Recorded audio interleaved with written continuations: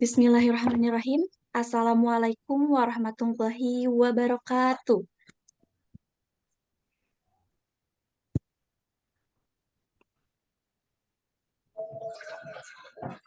Apakah suara saya terdengar, Bapak Ibu?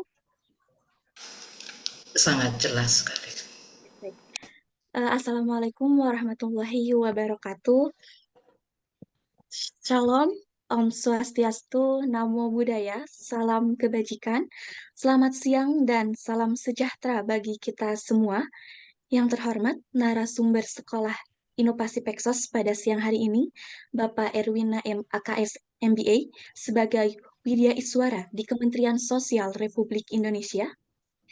Puji syukur, marilah kita panjatkan kehadirat Allah Subhanahu wa Ta'ala, karena atas berkat limpahan rahmat dan karunia-Nya, kita semua dapat hadir di Zoom ini dalam keadaan sehat walafiat. Tidak ada halangan suatu apapun dalam rangka menambah ilmu dan meningkatkan diri menjadi pribadi yang lebih baik lagi dalam kerangka mengemban amanah di ranah sosial. Sebelum itu, karena ada pepatah yang mengatakan tak kenal maka tak sayang, Bapak Ibu, izinkan saya untuk memperkenalkan diri terlebih dahulu. Perkenalkan, saya Ari Indriani, mahasiswa tingkat 2, Prodi Pekerjaan Sosial, Politeknik Kesejahteraan Sosial Bandung. Dalam kesempatan yang luar biasa ini, saya diamanahi untuk menjadi moderator, memimpin jalannya diskusi dalam acara Sekolah Inovasi Peksos, series ke-114 ini. Bapak Ibu sekalian, tema yang diangkat pada Sekolah Inovasi Peksos series ke-114 ini sangat menarik sekali, karena akan membahas tentang mendorong percepatan graduasi mandiri program Bansos melalui rapid.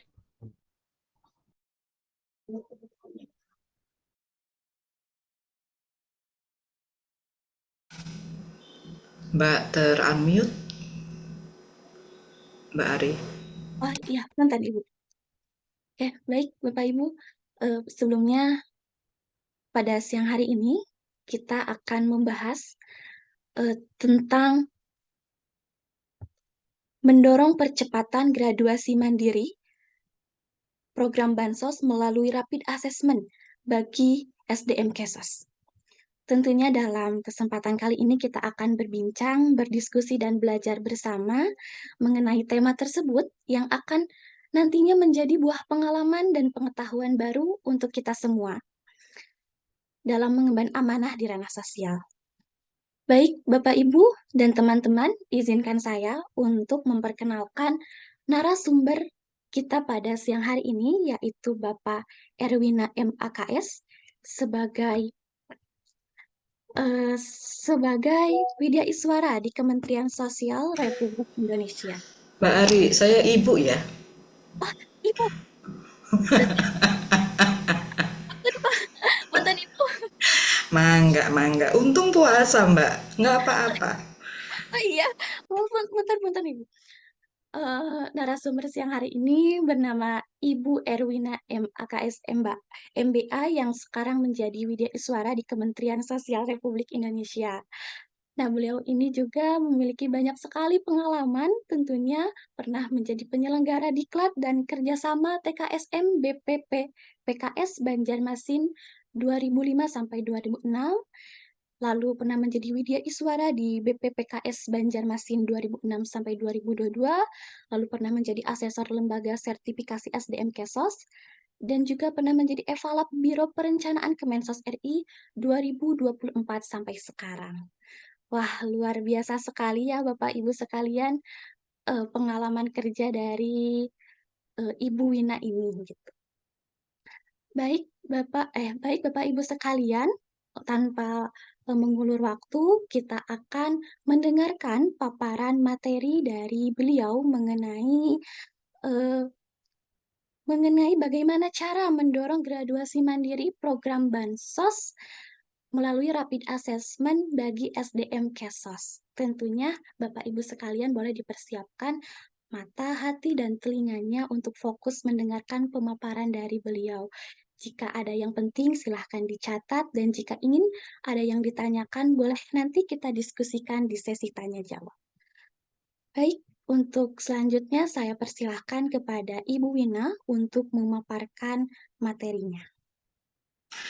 Baik, terima kasih Mbak Ari. Mbak Ari, jadi saya ikut tertawa ya. Saya bersyukur bisa tertawa hari ini karena tadi sempat dalam perjalanan Jakarta Bogor, Bogor kembali lagi ke Jakarta seperti itu. Tapi tidak apa-apa ya. Namanya puasa. Mbak Ari puasa, Mbak? Alhamdulillah Ibu masih puasa. Oke, masih puasa ya. Saya sangat senang sekali mendengarnya. Tidak apa-apa. Kita belajar dari kesalahan. Justru dari kesalahan tersebut kita bisa memperbaiki dari kari-kari, gitu kan. Baik, rekan-rekan sekalian, Bapak Ibu yang sudah hadir di sini, saya melihat ada 125 peserta yang sudah hadir. Saya sangat senang sekali. Kenapa saya katakan senang nih Mbak Ari, gitu kan, dan Bapak Ibu sekalian, karena di sesi akhir gitu kan, menjelang daripada hari raya ini pasti konsentrasi kita semua agak sedikit terganggu. Komplikasi antara ingin mudik, komplikasi ingin cepat berkumpul keluarga itu sangat besar. Tetapi saya bersyukur teman-teman sekalian masih berkesempatan untuk bisa hadir pada kesempatan ini. Sebenarnya saya tidak menjadi narasumber loh Mbak Ari, tetapi lebih banyak harapannya kita lebih banyak sharing gitu, diskusi untuk mencari solusi konkret bagaimana sih gitu kan, untuk melakukan proses percepatan dalam rangka pengentasan kemiskinan yang terjadi pada saudara-saudara kita. Nah, tidak membuang waktu lagi, saya coba akan share screen ya. Sebentar. Suara saya bisa terdengar dengan jelas ya Mbak ya? Oke, bentar, saya besarkan dulu. Sudah terdengar? Terlihat Mbak? Oke, saya perbesar dulu. Oke. Topik diskusi, ibaratnya kalau saya lebih cenderung lebih suka mengatakan sambil ngabuburit gitu, karena istilah ngabuburit menjelang kita berbuka puasa, kita berdiskusi yang ringan-ringan saja seperti itu, yang ringan, mudah-mudahan meskipun ringan tetapi daripada pertemuan ini harapan kami adalah minimal ada 1-2 hal yang bisa diangkat atau diterima oleh Bapak Ibu sekalian untuk menambah referensi daripada percepatan dalam penanganan kemiskinan. Hal yang lainnya adalah menambah juga kemampuan serta keterampilan Bapak Ibu sekalian untuk lebih jeli gitu kan, dan teliti sebagai kader-kader yang nantinya memang benar-benar menjadi garda terdepan dalam proses pengentasan kemiskinan di Indonesia. Itu harapan kita semua. Nah, Bapak Ibu sekalian, peserta yang sudah hadir pada kesempatan hari ini, berbicara masalah graduasi, mendorong percepatan graduasi mandiri. Sebenarnya graduasi mandiri ini bermula ya, berawal terinspirasi dari program PKH. Nah, berbicara masalah program PKH merupakan salah satu program yang dimiliki oleh Kementerian Sosial yang tujuannya adalah bagaimana menjadikan keluarga-keluarga penerima manfaat ini, selain mereka juga memiliki satu pemahaman terkait gitu kan, contoh gitu kan, ada peningkatan dari sisi pendidikan, kesehatan dan lain sebagainya. Dia juga diharapkan nantinya setelah selepas program memiliki kemampuan dia untuk bisa berdiri sendiri, dalam artian dia berdaya atas dirinya sendiri. Kalau istilah dalam dunia pekerjaan sosial, dia bisa berfungsi sosial. Nah, ilustrasi daripada graduasi ini cukup menarik kita kupas. Karena apa gitu? Berbicara graduasi, maka harapan kita seseorang yang sudah digraduasi gitu, ini tidak hanya berlaku untuk program PKH tetapi untuk program yang lainnya adalah bagaimana kita selaku pelaku atau pelaksana tugas daripada penanganan masalah tersebut mampu benar-benar memastikan daripada penerima manfaat ini untuk tidak kembali pada kondisi sebelumnya. Nah, ini PR besar buat kita semua. Nah, diskusi pada hari ini mudah-mudahan akan lebih banyak kita sharing gitu kan. Pun demikian saya dengan rekan-rekan sekalian dari apa-apa yang sudah pernah dilakukan. tantangannya seperti apa dan bagaimana. Nah, harapannya setelah pas daripada pertemuan ini ataupun sesi ini, kita semua minimal sudah ada sesuatu hal yang bisa kita bawa dan bisa kita terapkan nanti di lapangan. Kembali lagi ke slide ini, mengingatkan kembali bahwa graduasi itu mandiri apa sih gitu kan. Ini saya kutip dari salah satu pernyataan graduasi mandiri menurut versi Kementerian Sosial, dalam ini adalah program PKH, berakhirnya kepesertaan. Nah, dalam artian kalau kita merujuk dalam perspektif pekerjaan sosial, ini adalah bagian dari terminasi sebuah program, pengakhiran sebuah program. Nah, ketika pengakhiran sebuah program ini bukan berarti lepas begitu saja.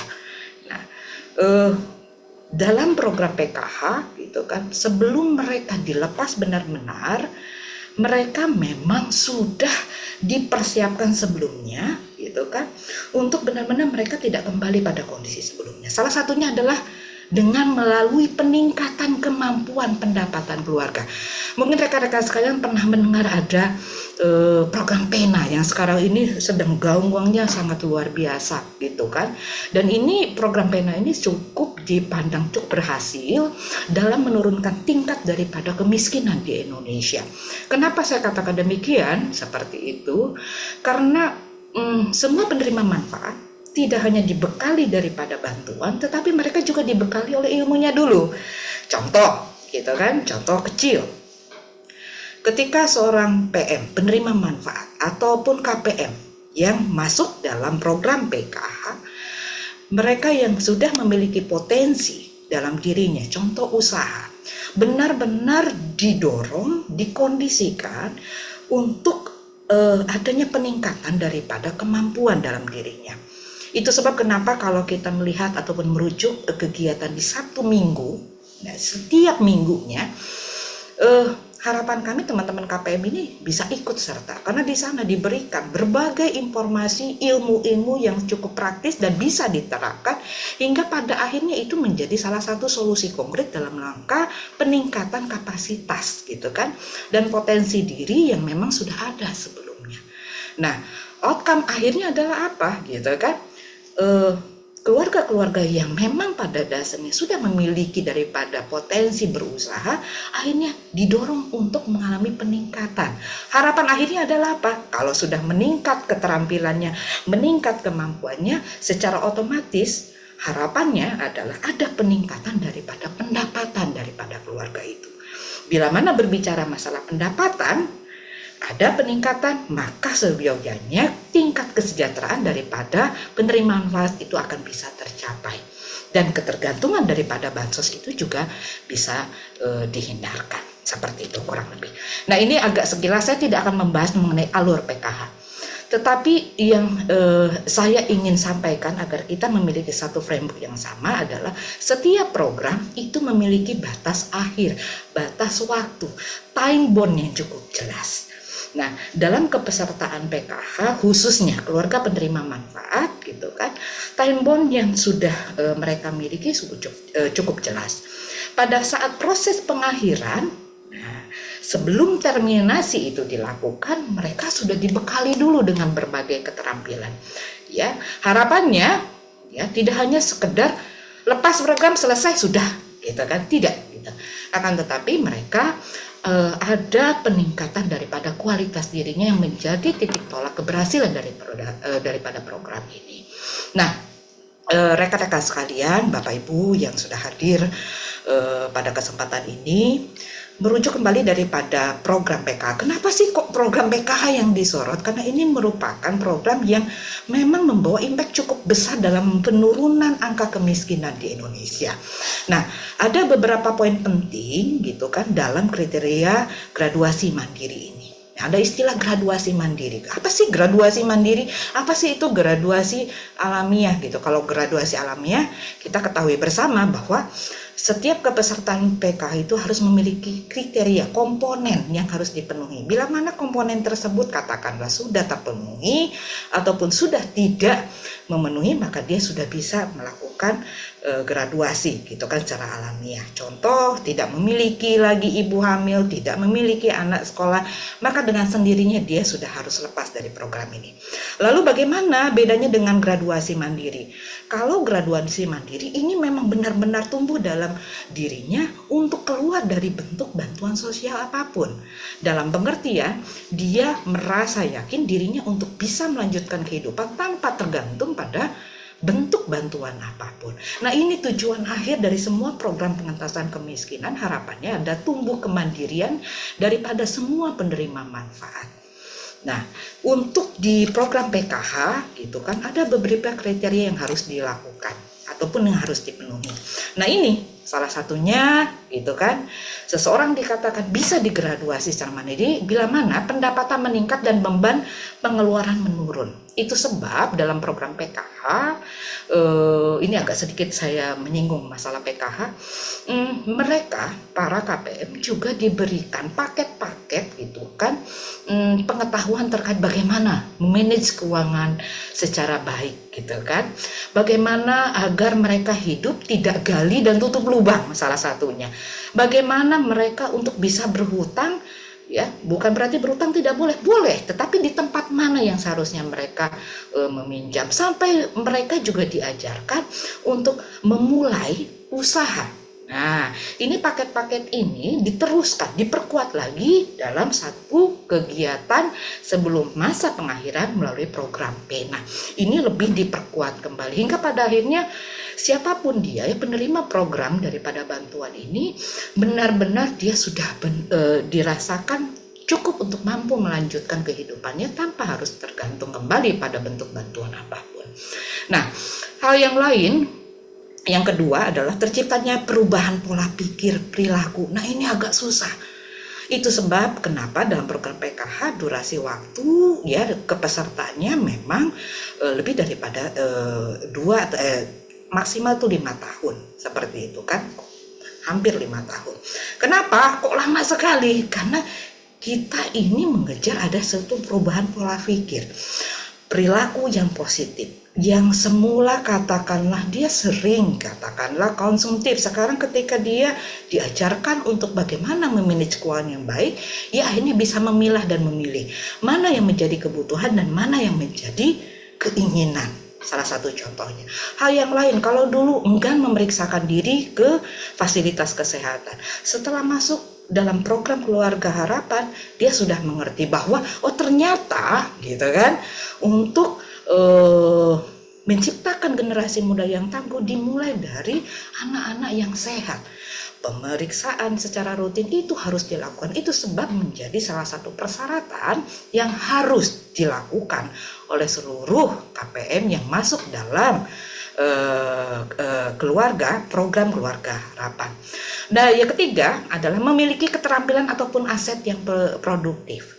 Nah, memiliki keterampilan dan aset produktif ini memang benar-benar digenjot. Kenapa sih harus digenjot? Kriteria ini harus dipastikan dimiliki oleh seluruh KPM, termasuk PMPM. Nah, kenapa gitu kan? Jangan sampai semua program bantuan sosial ini ketika sudah diberi bantuan, sistemnya adalah kick off. Diberikan lari. Itu sebab kenapa gitu kan? Kementerian Sosial mencoba gitu kan, memformulasikan melalui program PENA ini tidak seperti itu, tetapi sebelum dilepas mereka diberikan dulu ya, diedukasi, dilatih keterampilannya sesuai dengan bidang dan minatnya, dan itu semuanya dilakukan secara gratis, dan itu juga bisa diikuti oleh seluruh masyarakat termasuk para KPM pada khususnya yang biasanya diselenggarakan setiap Sabtu Minggu. Diajarkan apapun seperti itu ya, sesuai dengan minat dan bidang. Nah, bila mana katakanlah seorang PM mempunyai satu produk tertentu, dia kebingungan terkait pengemasan. Satu contoh ya, program PENA pun juga gitu kan memberikan edukasi terkait bagaimana cara membuat pengemasan. Nah, kalau seumpamanya ada satu kasus bingung juga membuat pengemasannya. Ada tim khusus yang kita siapkan agar membantu hingga pada akhirnya produk-produk buatan daripada PMPM tersebut juga bisa terakses oleh dunia luar. Nah, ini beberapa poin penting kriteria yang harus dipenuhi oleh graduasi mandiri, gitu kan. Intinya dia harus punya keterampilan dulu, gitu kan. Kenapa ini menjadi pendidik tolakan yang sangat penting? Karena jangan sampai kita melepas katakanlah iklan dalam kumbangan yang dia juga tidak paham bagaimana beda di sana. Harapannya setelah diberikan keterampilan, paket-paket pemberdayaan cukup mumpuni, gitu kan. Kondisi yang awalnya katakanlah pada kriteria miskin itu minimal sudah meningkat pada kelompok keluarga yang sejahtera. Terus yang keempat adalah mengenal dan mampu memanfaatkan produk dan jasa keuangan formal. Ini adalah bagian edukasi yang kita berikan, gitu kan, hingga pada akhirnya mereka tidak terjebak pada lingkaran setan yang selama ini mungkin menjebak mereka. Kenapa itu menjadikan mereka miskin dan lain sebagainya. Dengan mengenal, dengan memahami, gitu kan, produk-produk bahwa di luar sana banyak sumber yang bisa dimanfaatkan, harapannya adalah penerima manfaat kita mampu mengakses, mampu untuk mengetahui, gitu kan, selain kekuatan dalam dirinya dan sumber-sumber tersebut bisa dimanfaatkan dalam rangka peningkatan pendapatan daripada keluarganya.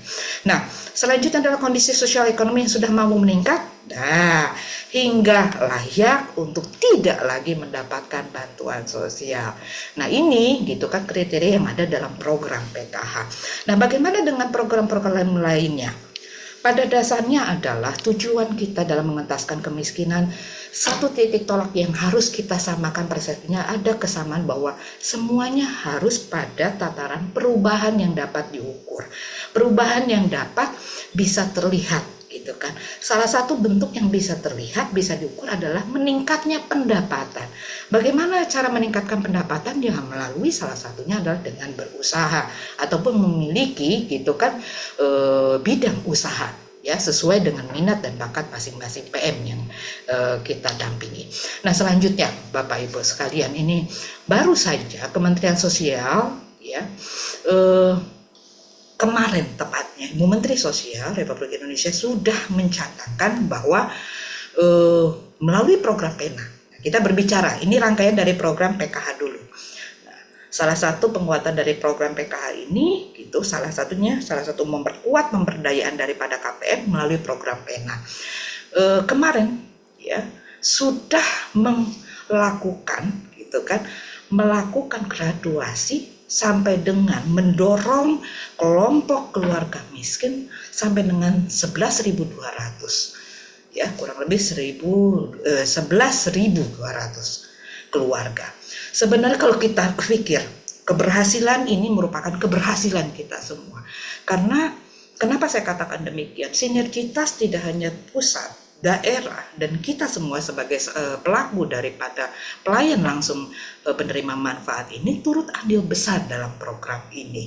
Nah, bisa dibayangkan Bapak Ibu sekalian, tahun 2024 sudah kita melahirkan, tanda petik, gitu kan, hampir 11.260 keluarga mengeluarkan daripada kondisi kemiskinan ekstrim yang dialaminya. Nah, otomatis dari 11.260 ini, andai kita bersinergi, andai kita saling bahu-membahu, percepatan peningkatan daripada graduasi ini bisa saja meningkat lebih daripada yang ada sekarang ini. Nah, harapannya pertemuan hari ini bisa memberikan ilustrasi ataupun gambaran ataupun juga inspirasi bagaimana membantu pemerintah yang sekarang ini dari 11.260 ini harapannya ada peningkatan yang signifikan. Mengingat daripada jumlah SDM kesejahteraan sosial pada khususnya itu cukup melimpah, gitu kan. Dari pekerja sosial, penyuluh sosial, relawan sosial, belum termasuk pilar-pilar sosial. Nah, harapannya dengan adanya informasi ini mematik daripada inspirasi rekan-rekan untuk sama satu lain, gitu kan, bahu-membahu dalam rangka mendorong percepatan ini jauh lebih tinggi daripada kesempatan ini. Nah, ini salah satu prestasi ya, tidak hanya ini prestasi daripada rakyat Indonesia, tetapi ini adalah prestasi buat kita semua. Nah, saya mengutip salah satu ayat gitu yang mengatakan, bila mana kita berhasil membantu orang-orang di bawah kita, maka keberhasilan tersebut tidak hanya milik daripada mereka, tetapi itu merupakan jendela daripada kita semua untuk mencapai kehidupan yang lebih sejahtera di kehidupan sana. Kutipan-kutipan ini mudah-mudahan bisa menjadi salah satu inspirasi buat kita semua dalam rangka khususnya membantu percepatan penanganan kemiskinan di Indonesia. Nah, selanjutnya ya, secara umum gitu kan, proses pelayanan yang kita lakukan itu melewati 3 tahapan. Ada prosesnya. Ya, apapun programnya. Kalau tadi saya lebih banyak berbicara masalah program PKH. Bagaimana Bu kalau mamanya itu di luar daripada program PKH? Karena di sentra-sentra sekarang ini kan ada program atensi, di sana juga ada penerima manfaat dari berbagai kasus gitu kan. Nah, tugas kita adalah selain memberikan pelayanan sesuai dengan kasus dan kebutuhannya, maka tugas yang terpenting lainnya adalah kita mengupayakan bagaimana caranya gitu kan, selepas dari program yang kita lakukan tersebut, mereka mampu melaksanakan fungsi sosialnya secara optimal di kehidupan nyata. Nah, jadi dengan demikian, maka semua bentuk bantuan ini memiliki impact, imbas, dampak yang hasilnya juga bisa dirasakan tidak hanya untuk penerima manfaat tapi juga untuk kehidupan di sekitarnya. Nah, jadi tidak ada lagi gitu kan, ada istilah-istilah ya katakanlah ini bantuannya hanya bantuan begitu saja sudah itu ditinggalkan. Tidak seperti itu. Tetapi kita sampai memastikan program tersebut membuahkan hasil tidak hanya untuk dirinya tetapi juga lingkungan sekitarnya. Nah, ini target-target besar ini butuh kerja keras, butuh proses yang cukup panjang, tetapi ini bukan suatu hal yang tidak mungkin bila mana kita melakukannya secara bersama-sama. Ya, terlebih kita memiliki sumber daya manusia, khususnya SDM Kesos itu yang tersebar di seluruh Indonesia. Potensi-potensi ini cukup bisa menjadikan kekuatan besar dalam rangka penurunan salah satunya kemiskinan di Indonesia. Selanjutnya, nah kita berbicara daripada inti daripada materi ataupun topik diskusi kita hari ini. Fakta di lapangan. Nah, kita berbicara fakta di lapangan. Bahwa tidak semua orang itu siap untuk digraduasi. Nah kita berdiskusi. Ini fakta yang saya dapatkan, gitu kan, sebelumnya.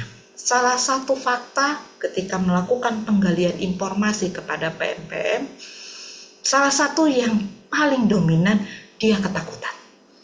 Mendengar kata graduasi gitu, ini tidak berlaku untuk program Keluarga Harapan tetapi program-program lainnya, mereka selalu ketakutan, Bu, bagaimana kalau mamanya saya lepas dari pelayanan ini, apakah saya tidak dibantu lagi, apakah saya tidak mendapatkan komponen-komponen yang bisa meringankan beban saya dan lain sebagainya. Keluhan-keluhan ini seringkali disampaikan oleh penerima manfaat, jadi tidak berbicara hanya program PKH. Ini polemik yang harus kita jawab. Nah, bagaimana cara menjawabnya? Ketakutan, kebingungan gitu kan. Ditambah lagi ada, saya mengistilahkannya ada mental yang memang sudah miskin. Ya, meskipun Ibu Menteri Sosial berkali-kali mendorong kepada kita semua, kepada KPM-KPM bahwa tangan di atas jauh lebih baik daripada tangan di bawah. Gitu kan? Tetapi faktanya di lapangan, nah ini kita berbicara di lapangan. Banyak orang yang merasa ketakutan, meskipun gitu kan, dari sisi kemampuan dalam dirinya dia punya keterampilan, dari sisi kehidupan pendapatan mengalami ada perubahan, ada peningkatan, dari tempat tinggal sudah lebih layak daripada sebelumnya, gitu kan, sebelum mendapatkan bantuan dan sesudah ada, gitu kan, impact yang cukup jelas. Tetapi ketakutan-ketakutan ini justru menjadi satu kendala hingga pada akhirnya antara pemberi pelayanan dengan penerima manfaat seperti kita berkejar-kejaran di lapangan. Ya, ini fakta yang pernah saya dapatkan ketika saya bertugas di satu wilayah di Indonesia, gitu kan, bahwa dikontak habis-habisan dia mematikan daripada perangkatnya. Dia mencoba menghindar daripada pendampingnya. Ini buat saya sebuah fenomena bisa jadi ini tidak terjadi hanya di satu wilayah tersebut, bisa jadi juga terjadi di wilayah lainnya. Ketika kita melakukan proses pendekatan, saya sendiri melakukan pendekatan bertanya, gitu kan. Dan ini pertanyaan ini saya ajukan secara personal, gitu kan. Apa yang menjadikan bantuan sudah diberikan tapi dia tetap tidak mau keluar dari sebuah program, gitu kan, bantuan sosial. Hal yang ada tertera di layar ini merupakan pernyataan-pernyataan langsung daripada mereka, ya, yang sebenarnya ini harus kita jawab. Ini sebuah tantangan besar yang harus kita jawab, gitu kan. Nah, bagaimana caranya kita menjawab, gitu kan? Salah satu solusi yang cukup sederhana yang bisa kita lakukan dan bisa siapapun praktekkan adalah melakukan rapid assessment terlebih dahulu, seperti itu.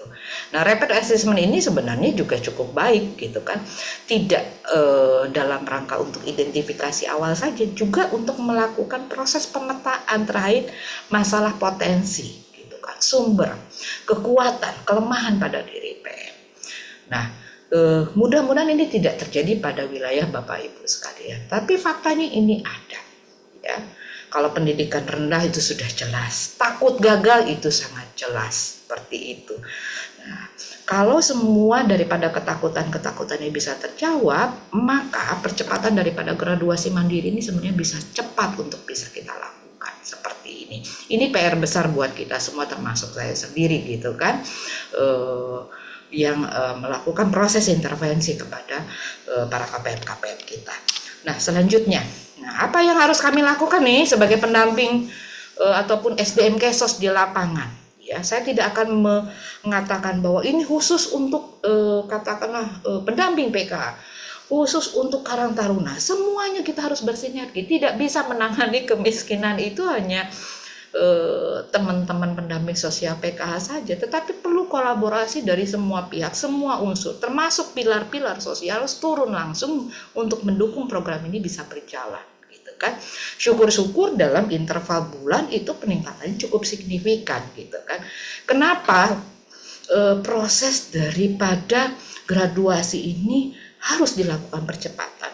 Karena yang mengalami kondisi seperti itu juga masih banyak, gitu kan.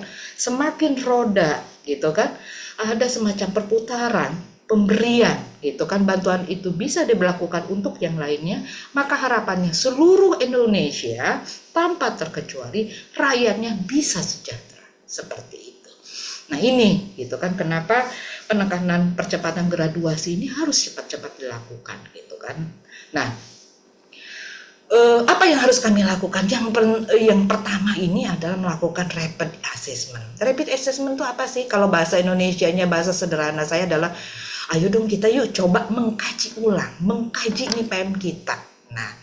Nah, kalau sudah melakukan pengkajian, kita sudah mendapatkan informasi yang cukup signifikan dan dianggap perlu, maka langkah selanjutnya kita sudah bisa menentukan, gitu kan, sasaran mana nih yang akan nantinya bisa digraduasi.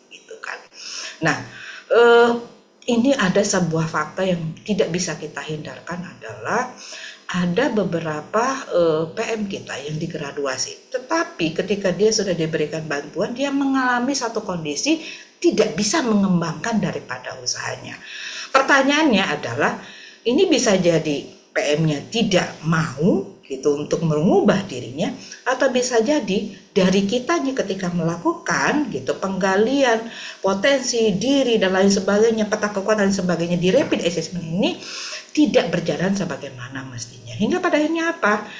Dia pada kondisi maju tidak, mundur tidak, stuck akhirnya. Nah, kalau sudah posisi stuck ini, cepat atau lambat akhirnya dia akan masuk kembali, gitu kan, sebagai penerima manfaat berikutnya. Nah, ini yang cukup kita hindarkan, gitu kan. Jadi dengan kata lain, proses awalnya kita lakukan dulu rapid assessment, petakan dulu, apapun itu bentuknya. Apalagi ini kalau semuanya kita semua sudah melihat, menargetkan, gitu kan, ada beberapa penerima manfaat yang sudah bisa untuk keluar daripada program, gitu kan, sebuah program. Tidak hanya berbicara masalah PKH, seperti itu. Kalau rapid assessment itu secara tertulis sudah kita dapatkan sudah kita tentukan, kita sudah lakukan dan lain sebagainya, baru menentukan sasaran mana kita pilih. Karena seperti yang kita ketahui, seluruh SDM sekarang sudah didorong gitu kan, masing-masing sudah harus bisa melakukan graduasi mandiri ya dalam setiap bulannya. Kalau pendamping PKA kurang lebih sekitar 2 gitu kan, di sentra-sentra dan lain sebagainya sudah dilakukan seperti itu. Nah, percepatan ini sebenarnya bukan berarti mereka tidak boleh mendapatkan layanan pemerintah, tidak seperti itu. Tetapi gitu kan, justru dengan mempercepat proses ini dengan pertimbangan-pertimbangan, tentu saja pengkajian-pengkajian sebelumnya, diharapkan masyarakat lain yang mendapatkan ataupun membutuhkan daripada bantuan pun mendapatkan kesempatan yang sama. Nah, yang ketiga, nah ini gitu kan, kalau sudah menentukan sasaran, ada nih kelompok KPM-KPM yang sebenarnya potensial untuk bisa digraduasi atau diakhiri programnya. Nah, jangan sampai lupa tahapan ketiga adalah mendistribusikan berdasarkan minat bakat ini, bisa berdasarkan dari potensi yang ada dalam dirinya. Kalau memang katakanlah dia minatnya di bidang katakanlah kuliner, jangan sekalipun dipaksa untuk di bidang katakanlah program yang tidak berhubungan dengan itu, ataupun sebaliknya. Nah, seringkali di lapangan ini sering banyak jebakan Batman kalau istilah saya itu. KPM ini kan apa yang didengar, apa yang dilihat itu yang diamini. Gitu kan. Apalagi kalau mamanya teman-teman sesama PM, mohon maaf saya PM gitu kan, mengatakan, "Oh, kita bikin aja, saya mau ikut kuliner aja." Gitu kan. Biasanya teman-teman yang lain tidak berpikir lagi langsung, saya juga ikut, padahal dia tidak punya potensi ini. Ini pentingnya rapid assessment di awal gitu kan. Nah, rapid assessment juga ini tidak hanya berdasarkan dalam bentuk report secara tertulis. Kekuatan dari pendamping sosial apapun itu bentuknya juga cukup dominan, harus berada di depan, di samping dan di belakang mereka. Tujuannya adalah apa? Untuk mengarahkan gitu kan, untuk memberikan gambaran. Jangan sampai ketika mereka sudah dimasukkan satu program, hasilnya itu adalah B aja. Kalau anak muda bilang ya Mbak Ari ya, jangan hasilnya B aja begitu kan, jangan katakanlah kelompok A. Nah, lagi kecenderungannya seperti itu gitu. Penerima manfaat kecenderungannya adalah selalu ikut-ikutan. Nah, ini faktanya. Nah, pastikan pendamping sosial juga harus melakukan pendampingan yang sangat melekat kepada mereka seperti itu. Nah, yang terakhir ini poin ke D ya. Jangan sampai lupa, bila mana proses graduasi itu sudah dilakukan, mereka sudah diberikan bantuan, katakanlah contoh gitu, peningkatan dalam usaha. Ari katakanlah, izin ya Mbak Ari, saya pakai namanya. Mbak Ari ini diberikan bantuan karena minatnya kuliner. Membuat katakanlah kuliner sangat banyak sekali. Katakanlah membuat kudapan, membuat martabak saja lah, gitu kan, membuat martabak. Sudah diarahkan bagaimana membuat martabak yang sesuai kebutuhan pasar sekarang ini. Packagingnya dibuat sedemikian rupa hingga pada akhirnya martabak yang biasanya dijual kata 5.000 setelah ada packaging, tampilan cukup bagus melalui pelatihan yang diselenggarakan baik oleh Kementerian Sosial maupun kementerian lain, ada peningkatan. Jangan sampai lupa, ketika itu sudah dikeluarkan daripada sebuah program, pastikan dilakukan monitoring. Nah, ini yang sering lupa ya Mbak Ari ya. Monitoring ini biasa setelah diberikan bantuan. Nah, peran ini pendamping sosial siapapun dia, gitu kan. Kadang suka lupa dan melepas begitu saja. Baiknya jangan, gitu kan. Pastikan dulu selama 3 bulan pertama itu dalam proses pengamatan. Jadi pengamatan itu tidak harus langsung kan Budi, mereka sudah selesai program, tidak perlu diamati lagi gitu kan. Tidak seperti itu. Pastikan selama 3 bulan pertama itu hubungan antara pendamping yang menangani langsung PN tersebut terus melakukan koneksi untuk melakukan apa ada perkembangan ataupun tidak. Antisipasi ini perlu dilakukan, jangan sampai setelah program ditinggalkan. Ini juga salah satu menjadi ketakutan para penerima manfaat hingga tidak mau. Ada beberapa yang tidak mau lepas gitu loh. Salah satunya takut ditinggalkan. ya. Seseorang yang sudah masuk zona aman biasanya akan kesulitan dia untuk keluar daripada zona yang selama ini membuat dia merasa nyaman dan maupun aman, ya, khususnya dalam segi finansial. Nah, selalu melakukan monitoring dan jangan lupa juga harus melakukan evaluasi. Nah, bahan-bahan di lapangan ini bila mana Mbak Ari, katakanlah selaku pekerja sosial gitu di lapangan, memiliki PM, lakukan graduasi, dipantau selama 3 bulan, mengalami masalah, mau tidak mau Mbak Ari harus turun gitu kan, bantu, tetap harus membantu. Tapi kan Bu sudah terminasi gitu kan. Terminasi adalah programnya. Tetapi tanggung jawab kita secara profesi, karena Mbak Ari calon pekerja sosial profesional, harus memastikan dia keluar dulu gitu kan. Kalau dia tidak bisa mengembangkan dalam dirinya, tugas kita yang memang harus mendampingi. Jadi dalam satu istilah, proses pendampingan ini sebenarnya tidak berbatas waktu. Yang memiliki batas waktu adalah programnya. Tapi proses pendampingannya itu harus berlanjut. Sebenarnya di pundak Bapak Ibu sekalian yang kebetulan ya memiliki katakanlah sekelompok sasaran yang harus mengalami perubahan perilaku gitu sampai dengan peningkatan daripada pendapatan, ini tantangan besar. Begitu. Dan saya sangat mengapresiasi teman-teman sekalian yang sampai saat ini terus berjibaku dalam upaya mengatasi kemiskinan di Indonesia. Salah satunya adalah teman-teman pendamping PKH, teman-teman daripada penyuluh sosial, teman-teman pekerja sosial yang terus-menerus melakukan assessment gitu kan, membantu assessment sampai dia melakukan proses pemberdayaan dan lain sebagainya. Nah, kembali ke rapid assessment. Nah, ini poin pentingnya. Apa sih rapid assessment atau istilahnya RA? Ya, ini adalah semacam satu keterampilan sederhana sebenarnya. Tetapi saking sederhananya, kadang-kala kita abai, gitu, ya. Merujuk dari salah satu literatur, rapid assessment adalah suatu proses penilaian pengumpulan informasi dari sebuah kejadian. Bila mana kejadian ini menyangkut masalah penyandang masalah atau penerima manfaat, maka itu menjadi sasaran tembak kita, sasaran perhatian kita, bagaimana gitu kan kita melakukan upaya untuk perubahan sikap perilaku gitu kan, sampai dengan kalau memang kondisinya sangat memprihatinkan dari sisi ekonomi, mengupayakan bagaimana ada peningkatan daripada tingkat kesejahteraan.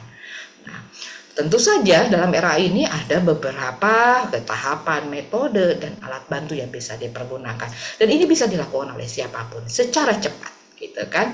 Nah, apa saja sih yang harus dilakukan? Nah, ini salah satu, gitu kan, poin inti, gitu kan, dari ciri khas rapid assessment. Observasi itu harus dilakukan secara langsung, tidak bisa diwakilkan. Betul Mbak Ari? Ya, tidak bisa, gitu kan, PM-nya Mbak Ari itu diobservasi oleh saya, tidak bisa.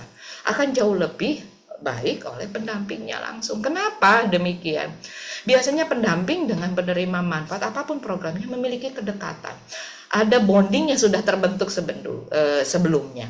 Itu akan memudahkan untuk penggalian gitu kan, informasi-informasi penting ketika kita akan menentukan gitu kan proses graduasi ini akan dilakukan. Harus dilihat secara langsung bagaimana kehidupannya, bagaimana permasalahan dalam dirinya, bagaimana kondisi kehidupannya secara umum, bagaimana kehidupan dia dengan lingkungan sekitarnya dan lain sebagainya. Nah, poin yang kedua dalam RA ataupun rapid assessment ini, kita harus membiasakan melakukan proses wawancara dengan informan kunci. Informan kunci ini kadang-kala kita terjebak karena PM-nya si A gitu kan. Seringkali hanya si A saja yang menjadi objek sasaran kita, padahal tidak.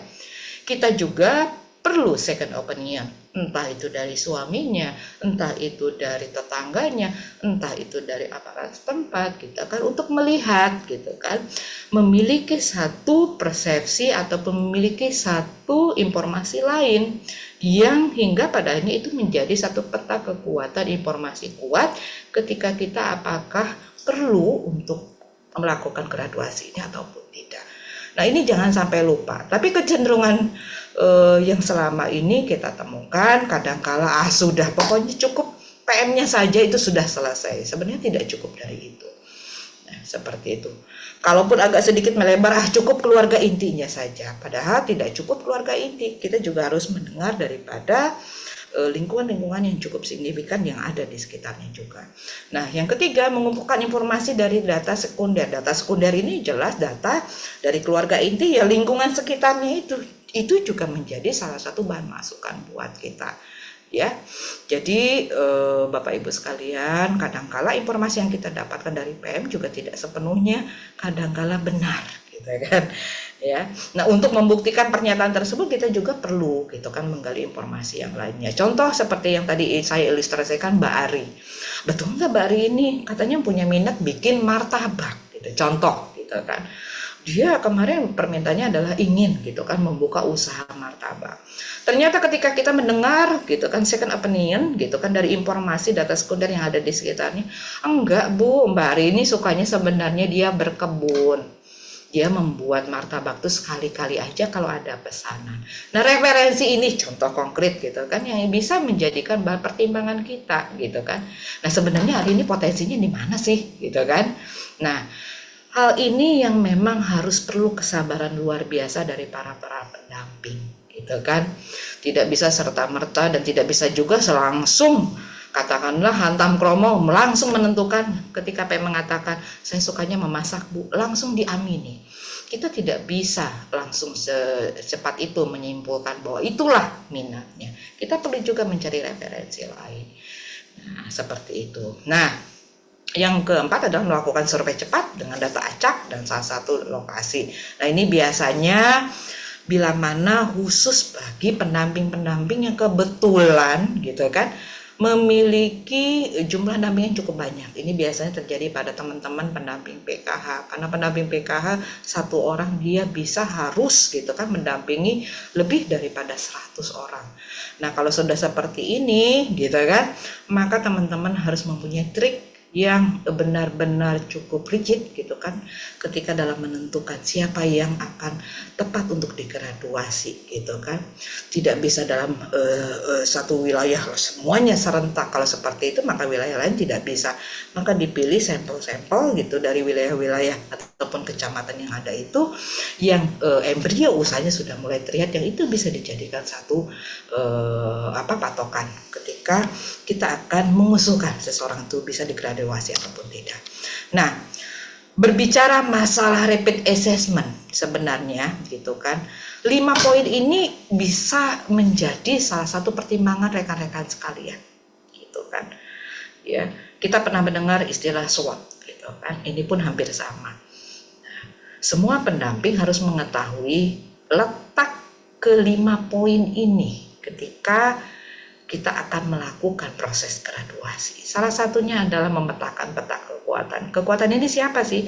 Ini biasanya bersifat secara internal. Sasaran yang kita akan ubah, PM itu sendiri. Ya, kekuatannya apa sih?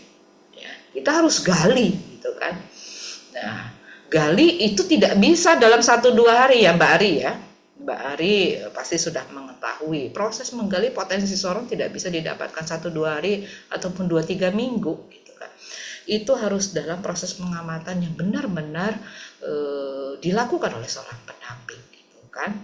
Nah, kekuatannya apa? Sampai titik yang terendah kebiasaannya apa? Itu menjadi salah satu informasi penting ketika kita akan melakukan proses graduasi nanti, gitu kan. Nah, selanjutnya adalah kelemahan. Kalau ada kekuatan pasti kelemahan. Kelemahan ini bisa dalam dirinya, bisa dalam lingkungan terdekatnya, apakah mendukung tidak, gitu kan. Jangan sampai PM-nya, katakanlah kebetulan PM-nya ini Mbak Hari ini adalah katakanlah istri dari seorang suami. Dia minatnya A, tetapi tidak didukung oleh suaminya, itu jadi kendala.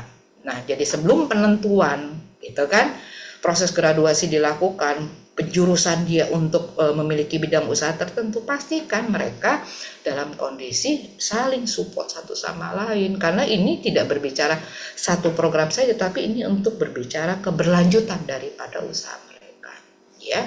Nah, potensi dan minat, gitu kan. Sekarang ini kan di Kementerian Sosial memang sedang mendorong semua penerima manfaat dia dibekali berbagai keterampilan hingga dia bisa survive untuk melanjutkan kehidupannya.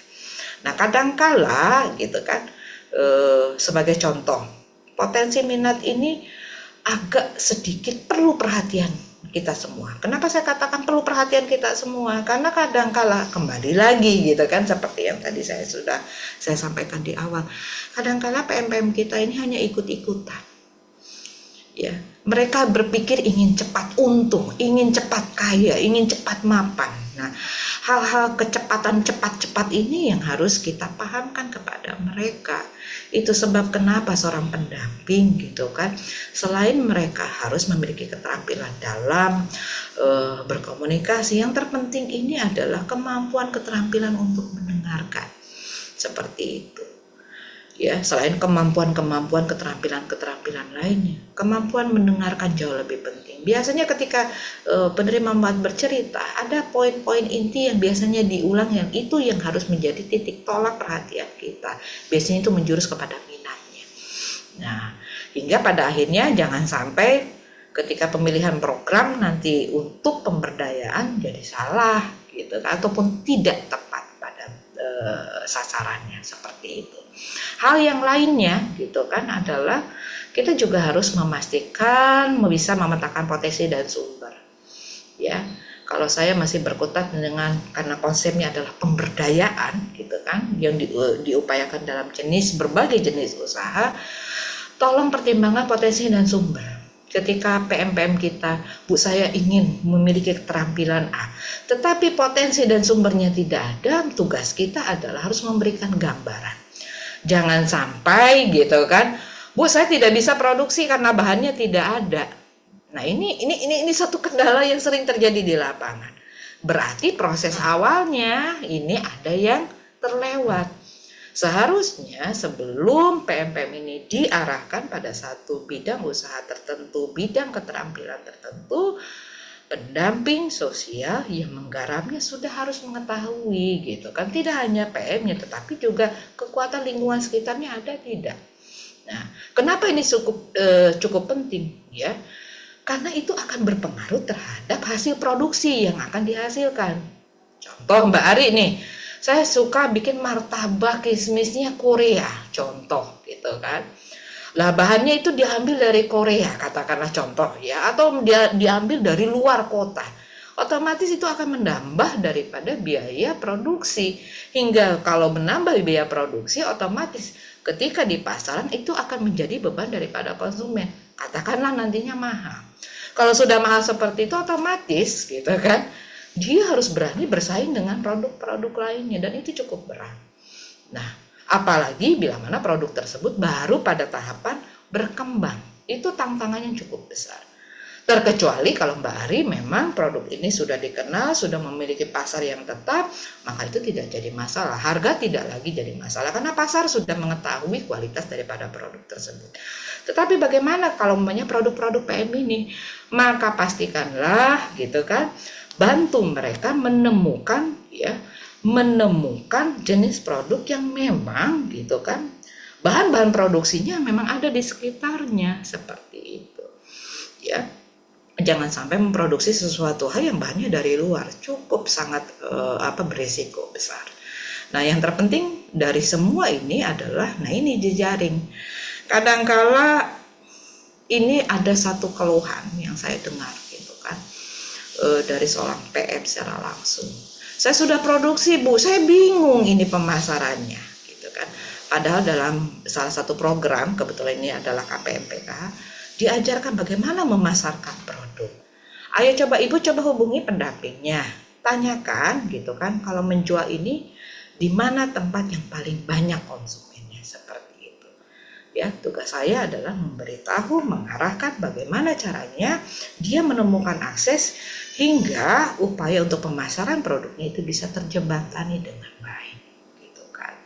Nah, coba hubungi pendampingnya, ya. Setelah itu saya coba hubungi, ini ada masalah KPM ini, coba bantu gitu kan.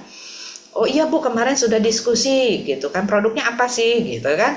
Katakanlah ada satu produk makanan gitu kan, makanan ini memang merupakan makanan tradisional yang memang relatif tidak bisa tahan lama.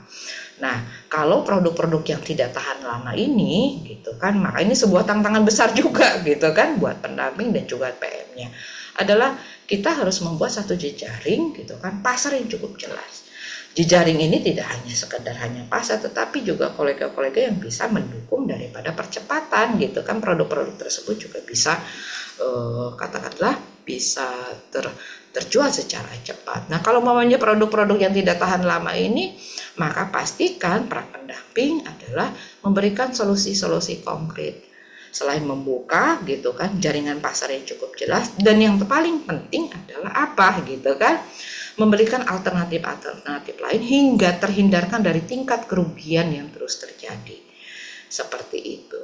Nah, inilah kenapa saya katakan ini tidak hanya sebagai bentuk pengingat, ini juga pengingat buat diri saya bahwa ketika menggulirkan sebuah program, ketika program itu sudah dianggap selesai, monitoring, evaluasi, membantu daripada PMP tetap harus kita lakukan. Kadang-kala mereka tuh blank gitu kan, kemana harus bertanya. Sebelum mereka bertanya kepada orang lain, biasanya kita dulu yang lebih dikontak, berikan solusi konkret gitu kan, seperti itu. Lanjut. Nah, ini manfaatnya dari rapid assessment gitu kan, kembali lagi ke rapid assessment adalah selain nanti penentuan tepat sasaran siapa orang-orang yang dipilih, jangan sampai yang belum katakanlah layak untuk digraduasi dia sudah cepat digraduasi, karena ini memiliki tingkat resiko yang cukup besar gitu kan.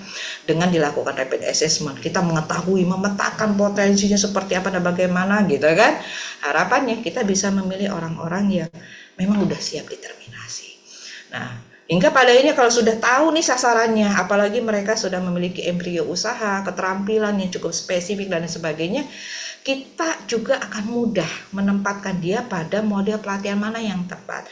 Kalau seumpamanya di program PENA itu ada gitu kan, maka kita dorong mereka untuk mengikutinya seperti itu. Nah, itu bisa diikuti, kita mendorong, kita monitoring dan lain sebagainya. Nah, yang ketiga gitu kan, manfaat dari rapid assessment gitu kan, secara ini juga kita juga bisa memainkan bahwa fungsi kita itu secara pasti kita akan mendorong PM kita tepat pada minat dan bakatnya. Ya, jangan sampai lupa. Biasanya PM ini cepat mengambil kesimpulan terkait bidang usaha yang dia inginkan. Kadang-kala tidak sesuai dengan kemampuannya, ini cukup berbahaya juga seperti itu. Nah, rapid assessment ini adalah untuk membantu gitu kan proses daripada itu. Dan yang keempat adalah tepat waktu. Kalau sudah tepat waktu ini, kalau orangnya sudah tepat, embrio usahanya sudah jelas, minat bakatnya juga sudah jelas seperti itu gitu kan, pelatihannya juga sudah diikuti, harapannya paket dari program ini, katakan program dari sebuah penanganan gitu kan, itu cepat untuk bisa dilakukan. Jadi tidak perlu sampai harus bertahun-tahun gitu kan, meskipun tidak semua kasus bisa dilakukan. Oke, nah ini yang harapannya apa yang saya sampaikan gitu kan, ini juga bisa menginspirasi teman-teman sekalian gitu kan, para pelaku-pelaku yang langsung berhubungan khususnya dengan penerima manfaat gitu kan. Graduasi keberhasilan tidak hanya PM tapi pendamping, ini yang ingin harusnya kita tanamkan gitu kan. Kita jangan sampai bangga bila mana kita memiliki PM yang lama mendapatkan daripada sebuah program, tetapi justru kita harus berupaya bagaimana caranya dia mengeluarkan dari program tersebut hingga pada akhirnya dia bisa memaksimalkan potensi dalam dirinya gitu kan, untuk bisa menyelesaikan masalah-masalah dalam dirinya. Hingga pada akhirnya puncak dari sebuah program penanganan kemiskinan, contohnya graduasi, sebenarnya ini adalah bentuk prestasi tertinggi gitu kan, dan harusnya kita bangga. Justru jangan sebaliknya gitu kan, kita bangga dengan PM kita banyak gitu kan, itu menurut saya tidak tepat. Justru semakin sedikit semakin cepat kita mengeluarkan, membantu daripada mereka dengan paket-paket program yang sudah lengkap dari, katakan dari Kementerian Sosial sudah lengkap sekali gitu kan, dengan cepat, itu justru merupakan kebanggaan buat kita semua. Terakhir gitu kan, di sesi ini sebenarnya kembali lagi, bukan berarti saya ingin menggarami lautan. Sekali lagi, saya tidak ingin menggarami lautan. Tetapi kata kunci dari semua ini adalah kolaborasi dan sinergi SDM Kesos menjadi satu kebutuhan mutlak. Seperti itu. Kita tidak lagi berbicara, wah ini programnya khusus PKH, sudah orang-orang pendamping PKH aja yang harus mengerti. Tidak seperti itu. Paradigmanya kita harus diubah, gitu kan? Ya, harus diubah. Caranya adalah bagaimana? Nah, kalau semuanya pendamping sosial PKH, contoh. Pendamping sosial PKH, satu pendamping mengalami, dia harus mendampingi hampir lebih daripada 100 orang. Jangan pernah ragu untuk bergandengan tangan dengan SDM Kesos yang lain. Contoh, susah sekali ini, katakanlah ada kelompok satu, katakan wilayah yang sulit sekali diajak untuk mau berubah. Contoh, untuk mandiri, katakanlah. Bagaimana sih mengubah untuk mereka mau berusaha? Jangan paksakan diri, gak mungkin satu pendamping PKH bisa mempengaruhi sekian ratus orang. Itu pentingnya kenapa SDM Kesos itu ada. Berjejaringlah, gandeng pekerja sosial, gandeng penyuluh sosial, libatkan mereka untuk saling bersinergi, gitu kan, seperti itu. Hingga pada akhirnya apa, percepatan dari pengentasan kemiskinan juga akan cepat, seperti itu, ya. Nah ini pentingnya, tidak lagi kita saling membawa bendera apapun. Berbicara masalah kemiskinan adalah berbicara daripada tugas kita semua, ya. Kita tidak melihat lagi apa dan bagaimana. Yang membedakan hanya satu, tugas fungsinya saja.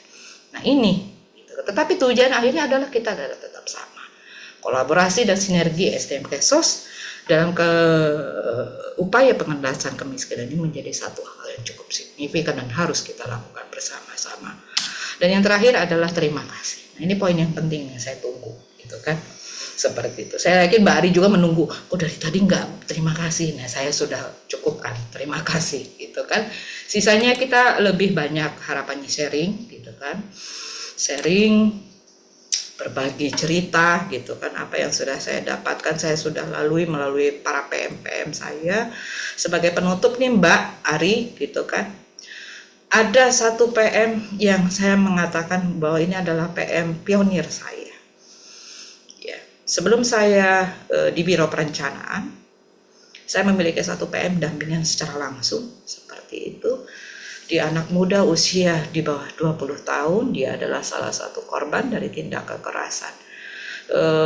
Dia masuk menjadi residensial kami, gitu kan. Dia tidak membawa apapun, tidak mengerti apapun, dia hanya membawa uang kurang lebih waktu itu sekitar 15.000. Dan 50.000 itu pun pinjam dari ibunya. Intinya dia tidak memiliki apapun. Dan sekarang, rekan-rekan sekalian, ini membuat saya haru adalah kurang dari 6 bulan, dia sudah bisa memiliki pendapatan per bulannya kurang lebih sebanyak 3 juta rupiah. Dan dia sudah memiliki aset-aset pribadi. Dia hanya lulusan SMA loh Mbak Ari. Mbak Ari tahu, saya dorong dia memiliki usahanya apa. Dia hanya didorong untuk memiliki satu jenis usaha sederhana. Dan dia berjualan rutin di salah satu SKA. Gitu kan. Jualan rutinnya apa? Dia cuma jual bakwan. Dan sampai sekarang dia tetap jualan. Dari jualan bakwan yang harganya 10.000 4 pieces. Dia kalau saya lihat pendapatannya per bulan, karena saya monitoring pengeluaran, pemasukannya berapa, dan saya cukup tahu persis, per bulan dia sampai 3 juta rupiah.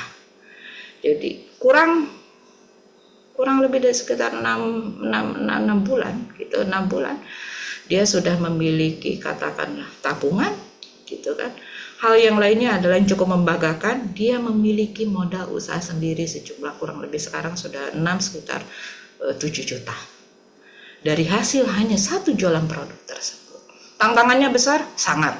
Itu kan sangat. Ya, karena masih anak muda. Anak muda kan biasanya ingin nyoba ya Mbak Ari ya. Apalagi sekarang ada produk anak-anak muda makanan ini, saya ingin coba ini, ingin coba itu. Enggak, kata saya. Satu produk saja, coba dulu. Kalau ini dianggap gagal, tidak menghasilkan, boleh ganti. Seperti itu.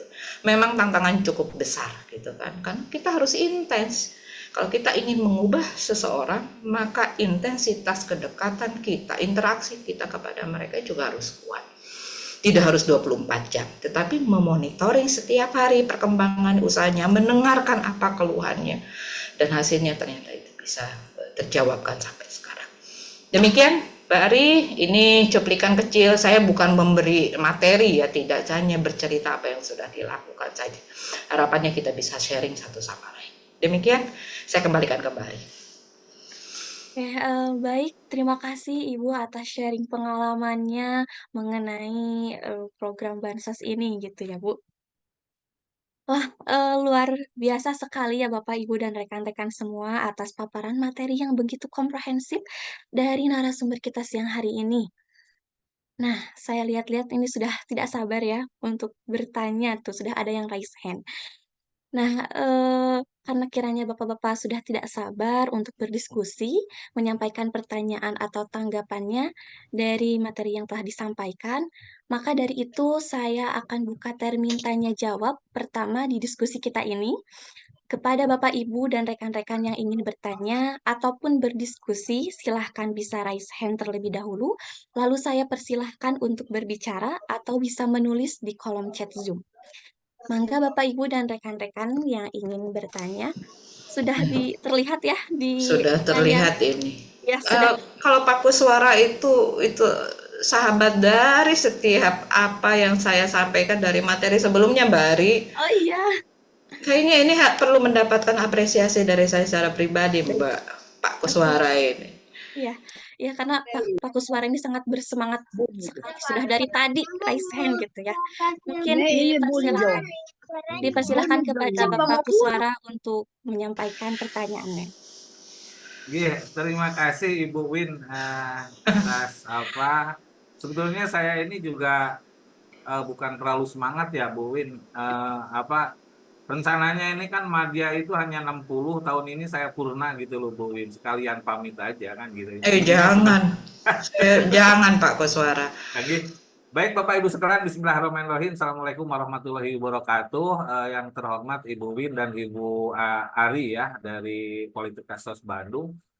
Ini penyampaian Ibu Win itu cukup menarik sekali Bu Win, dan memang ini kalau bisa diterapkan di lapangan itu menurut saya graduasi mandiri itu cukup efektif Bu untuk bisa PM ini bisa menjadi mandiri. Itu intinya Bu Win ya. Namun ada beberapa hal yang perlu kami sampaikan Bu Win. Ternyata di dalam kriteria atau graduasi mandiri itu ada satu item yang itu emang posisinya sangat sulit untuk kita laksanakan di lapangan. Dan ini menjadi salah satunya adalah merubah pola pikir Bu. Aduh, pola pikir ini yang sangat sulit. Karena yang mentalnya ini, nun sewu, orang Indonesia itu kalau ketika ada pendataan miskin, dia pasti bilang tidak miskin, Bu. Tetapi ketika ada perubahan bantuan, nah itulah saya mengaku miskin, sehingga antara bantuan dan data itu terkadang menjadi di situ menjadi abu-abu ya Bu ya, itu mental. Sehingga menurut saya teman-teman itu perlu memberikan satu apa namanya wawasan terhadap PM itu, khususnya di bidang karena kita juga selain memberikan bantuan, tugas dari pekerja sosial adalah juga membina mentalnya Bu. Bagaimana seorang apa PM ini jangan sampai punya mental yang sangat-sangat apa ya biaslah seperti itu disampaikan. Itu yang menurut kami yang perlu kita garis bawahi bersama. Yang kedua, Ibu, perlu kami sampaikan ya bahwa tadi dari rapid assessment itu sangat sangat sangat apa luar biasa sekali Bu, karena di situ ada 4T yang perlu kita terapkan di lapangan. Namun di sisi lain juga 4T ini ketika kita memberikan satu apa asesmen terhadap satu program yang ada di lapangan, di situ tidak bisa perorangan Bu, karena bentuknya kelompok Bu. Nah ini pun juga menjadi kelemahan juga Bu. Nah itu sarankan tadi PKH ya, itu PKH tidak bisa diberikan bantuan sosialnya perorangan, dan syarat SOP-nya itu harus seperti berkelompok. Nah dari tepat sasaran ini, tepat sasaran, tepat apa namanya itu waktu, tepat minat dan bakat, dari sekian kelompok itu minatnya pasti berbeda, bakatnya mesti berbeda, sehingga yang disampaikan tadi kita ada punya peluang untuk pasokan tadi Bu. Nah disitulah menjadi kekuatan dan kelemahannya, sehingga petugas ataupun misalkan kami dari pekerja sosial harus bisa bagaimana memilahkan antara sisi kekuatan dan kelemahannya. Yang tadi disampaikan yang paparan terakhir adanya kolaborasi, Bu. Lah itulah yang mungkin jalan keluarnya seperti itu. Itu yang kedua, Ibu. Yang ketiga, ini saya hanya ini aja, Bu.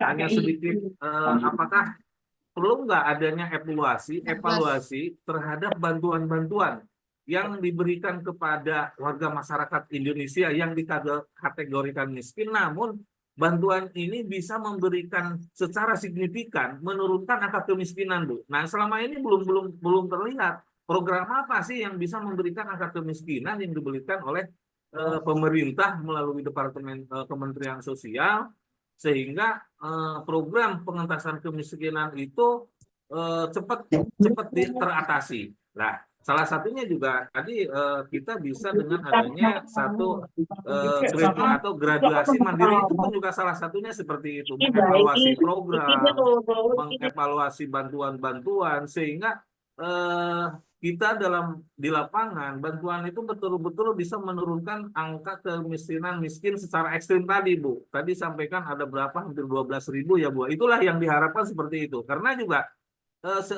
kita bicara masalah tingkat kemiskinan ataupun juga negara-negara yang bersifatnya maju itu dilihat dari sisi angka kemiskinan tadi ya, Bu, ya, seperti itu. Nah, yang terakhir itu, Bu, saya mungkin hanya apa ya, menyampaikan dari graduasi mandiri itu adalah salah satunya bergesernya kondisi sosial ekonomi. Ini yang sangat menarik, Bu. Karena sekali lagi kita harus bisa menentukan awal dan akhir. Kapan kita bisa bergeser atau memberhentikan, ataupun juga apa tadi disampaikan itu, kapan kita bisa memutuskan pemberian bantuan terhadap PM, karena di situ ada bergesernya kondisi sosial ekonomi 1 PM itu, Bu. Nah, itu yang perlu kami sampaikan. Kalau Ibu Wina sekarang posisinya di Kemensosnya di perencanaan, Ibu, ya. Lah, Ibu Nopiantari sudah purna belum, Bu? Ibu Novi sekarang menjadi staf ahli kami gitu di bagian kepegawaian. Satu angkatan Seperti saya, itu. Bu. Satu angkatan Oke. kami itu. Ya, kelahiran 64, saya sudah 60 ini, Bu. Saya juga dulu dari Kanwil Departemen, pindah ke dinas-dinas. Akhirnya saya kembali lagi ikut ke Hukum Fungsional Pekerja Sosial di Dinas Ya. Sosial Provinsi Jawa Tengah. Saya kira itu saja, Ibu Win sekalian nih, mohon matur kepada teman-teman juga di tingkat nasional. Kami juga tahun ini insya Allah bulan Juli ya, Bu, ya, kami purna, dan juga mohon maaf apabila ada kesalahan-kesalahan, khususnya teman sharing di Zoom gitu loh, Bu, khususnya teman-teman di Politika Sos. Saya kira itu, Bu Win, matur nuwun sangat atas waktunya. Buat Mbak Oke. Ari, salam sehat selalu, selamat berpuasa, dan akhirul kalam, assalamualaikum warahmatullahi wabarakatuh. Matur nuwun, Bu Wina, Mbak Ari. Oke. Mantap, Mbak Ari itu. Pak, Gimana, terima Mbak Ari? kasih. Ya, Bapak, terima kasih atas pertanyaannya yang sangat rinci sekali. Ada 4 pertanyaan kalau tidak salah ya. Ya. Bagaimana meningkatkan mental PM, lalu bagaimana mengolah sisi kekuatan dan kelemahan dari menggunakan rapid assessment ini. Lalu juga ada apakah perlu evaluasi gitu, dari bantuan-bantuan yang sudah ada gitu kan. Lalu juga bagaimana sih cara memutuskan terminasi program karena adanya pergeseran kondisi sosial ekonomi gitu. Mungkin bisa Oke. langsung dijawab oleh Ibu. Ini sebenarnya hampir mirip ya, hampir mirip bersentuhan ya. Mudah-mudahan jawaban ini meskipun tidak memuaskan tapi bisa menjawab apa yang menjadi kegelisahan Pak Kuswara. Ini Pak Kuswara salah satu peserta yang selalu ikut di setiap kesempatan dan saya mengapresiasi apa yang sudah Bapak lakukan. Mudah-mudahan nanti ketika memasuki masa purna tetap melanjutkan pengabdiannya kepada masyarakat ya Pak ya, bukan berarti terhenti gitu kan, apalagi Zoom ini bisa diikuti oleh siapapun. Oke, kita akan coba mengupas dari yang pertama begitu kan. Tadi Bapak menyampaikan gitu bahwa kita tidak bisa pungkiri paradigma di luar sana gitu kan, khususnya menyangkut masalah mentalitas ya Pak ya. Kita kupas dulu masalah mentalitas ini, memang agak sulit, perlu waktu dan lain sebagainya. Izinkan saya mengambil satu contoh konkret dari program PKH saja ya, karena ini merupakan satu program andalan gitu, bukan berarti program lain tidak bagus, karena ini menyangkut masalah kemiskinan, program PKH yang saya angkat. Betul sekali Bapak. Tantangan terbesar adalah melakukan satu perubahan perilaku dan itu merupakan salah satu indikator keberhasilan dari program PKH adalah adanya perubahan perilaku. Nah, bagaimana mengubah perilaku gitu kan? Perubahan perilaku ini sementara faktanya di lapangan cukup sulit dan itu memerlukan waktu yang cukup panjang. Itu sebab kenapa Bapak di akhir daripada kalimat paparan saya mengatakan perlu sinergitas. Tidak bisa itu dilakukan oleh seorang pendamping PKH sendiri saja, apalagi cakupan dampingannya kita tahu sendiri, gitu kan? Kenapa masukin tangan ke mulut? Kenapa ya? Mau Mau. kumannya masukin ke mulut? Bentar, Ya udah dibuat dulu. Yang mana nih sebentar, Ibu Novi? Ya, nanti main mulutnya nanti setelah berbuka ya, Bu ya. Ya, Pak Guswara, balik lagi ya. Itu sebab kenapa para pendamping sosial ini saya pribadi mengharapkan sudah mulai mau untuk bersinergi dengan SDM yang lainnya. Tidak bisa Pak melakukan perubahan perilaku gitu kan. Apalagi dia dampingannya rata-rata di atas 100 Pak. Bisa dilakukan tapi dia tidak bisa melanjutkan kehidupannya. Dalam pengertian tidak mungkin dia mendampingi selama 24 jam. Dengan jumlah ratusan cukup banyak. Nah, salah satu solusi bagaimana sih caranya melakukan perubahan perilaku? Mereka kan sudah dibekali, para pendamping PK ini sudah dibekali paket P2K2. Paket P2K2 ini sebenarnya adalah satu paket di mana gitu kan harapannya mereka tidak hanya paham terkait masalah kesehatan, tetapi dia juga mengetahui mengenai masalah bagaimana manajemen keuangan, bagaimana memulai usaha gitu kan, sampai dengan bagaimana gitu kan memanfaatkan sumber-sumber bila mana anggota keluarganya mengalami disabilitas dan lain sebagainya. Nah, kenapa saya katakan kata kuncinya adalah sinergitas adalah selain mereka juga harus berkolaborasi dengan sesama pendamping PKH, tidak ada salahnya mereka juga harus bergandengan tangan dengan SDM yang lainnya gitu kan. Jumlah pekerja sosial cukup banyak Pak, penyuluh sosial juga cukup banyak. Kenapa kita tidak saling untuk berbagi tugas gitu kan? Tugas inti di pendamping PKH tetap menjadi pendamping PKH, tanggung jawab pendamping PKH. Tetapi ada satu kesempatan gitu kan, saling bersinergi juga dengan katakanlah SDM yang lainnya. Ajak pekerja sosial juga. Berbicara masalah perubahan perilaku ini biasanya gitu yang memiliki kemampuan untuk melakukan perubahan perilaku secara cepat itu teman-teman pekerja sosial Pak, gitu kan? Ya, selain pekerja sosial ada para teman-teman penyuluh sosial, libatkan daripada mereka hingga pada akhirnya gitu kan ada saling keuntungan satu sama lain gitu kan. Satu, pendamping PKH juga terbantu untuk adanya perubahan sikap perilaku pada PM-nya dan teman-teman SDM yang lainnya juga bisa membantu program daripada PKH ataupun program pengentasan kemiskinan ini juga gitu kan sesuai dengan bidang tugasnya. Andai semuanya bersinergi Pak, saya yakin itu cukup bagus gitu kan. Itu yang pertama. Ya, kenapa saya katakan bukan berarti pendamping PKH itu tidak bisa. Mereka juga manusia biasa, bukan Superman ataupun Supergirl yang bisa mengubah secepat itu, tidak bisa, gitu kan. Harus sinergitas. Itu yang pertama. Yang kedua adalah apa, Mbak? Ini bocor yang mana ya, Mbak ya? Oke. Pertanyaan kedua, ini ada 4 kalau tidak saya. Pertanyaan keduanya terkait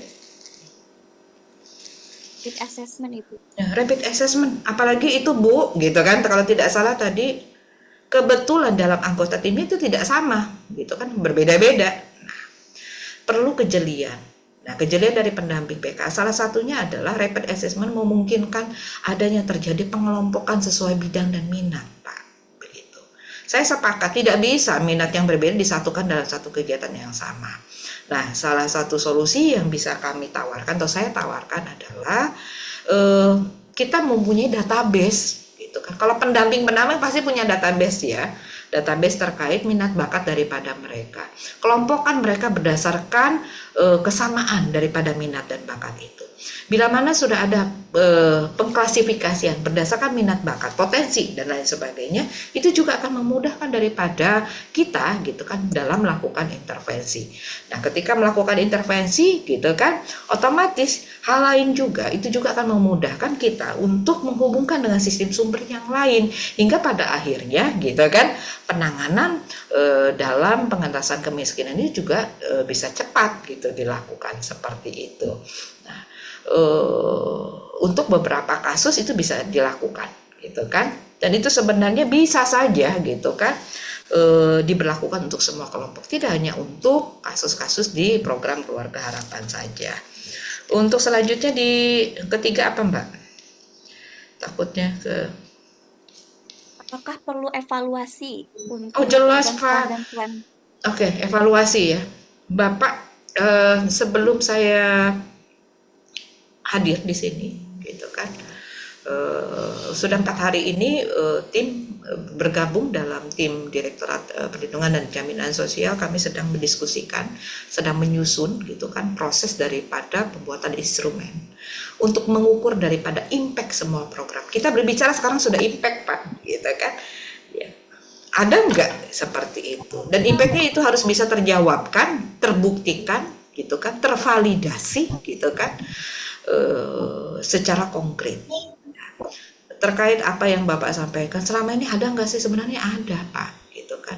Salah satu ya jawaban pasti evaluasi tersebut, gitu kan. Program PKH ini sudah digulirkan sudah cukup lama Pak.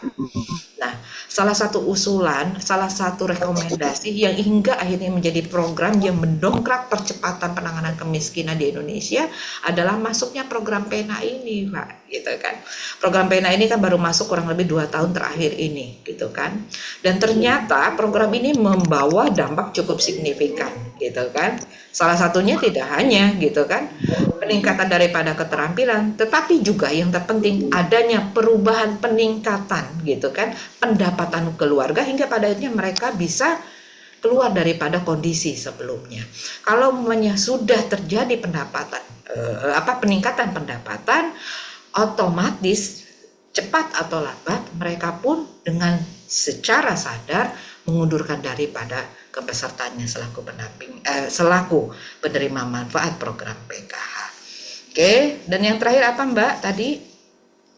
Satu lagi tadi agak sedikit Bagaimana kita memutuskan terminasi program itu karena ada kondisi yang sosial ekonomi gitu yang berubah-ubah gitu. sosial ekonomi itu sebab kenapa peran daripada pendamping ini harus melakukan monitoring secara terus-menerus, tidak bisa dilepas. Ya. Dan itu pun sudah tersampaikan khususnya pada program PENA.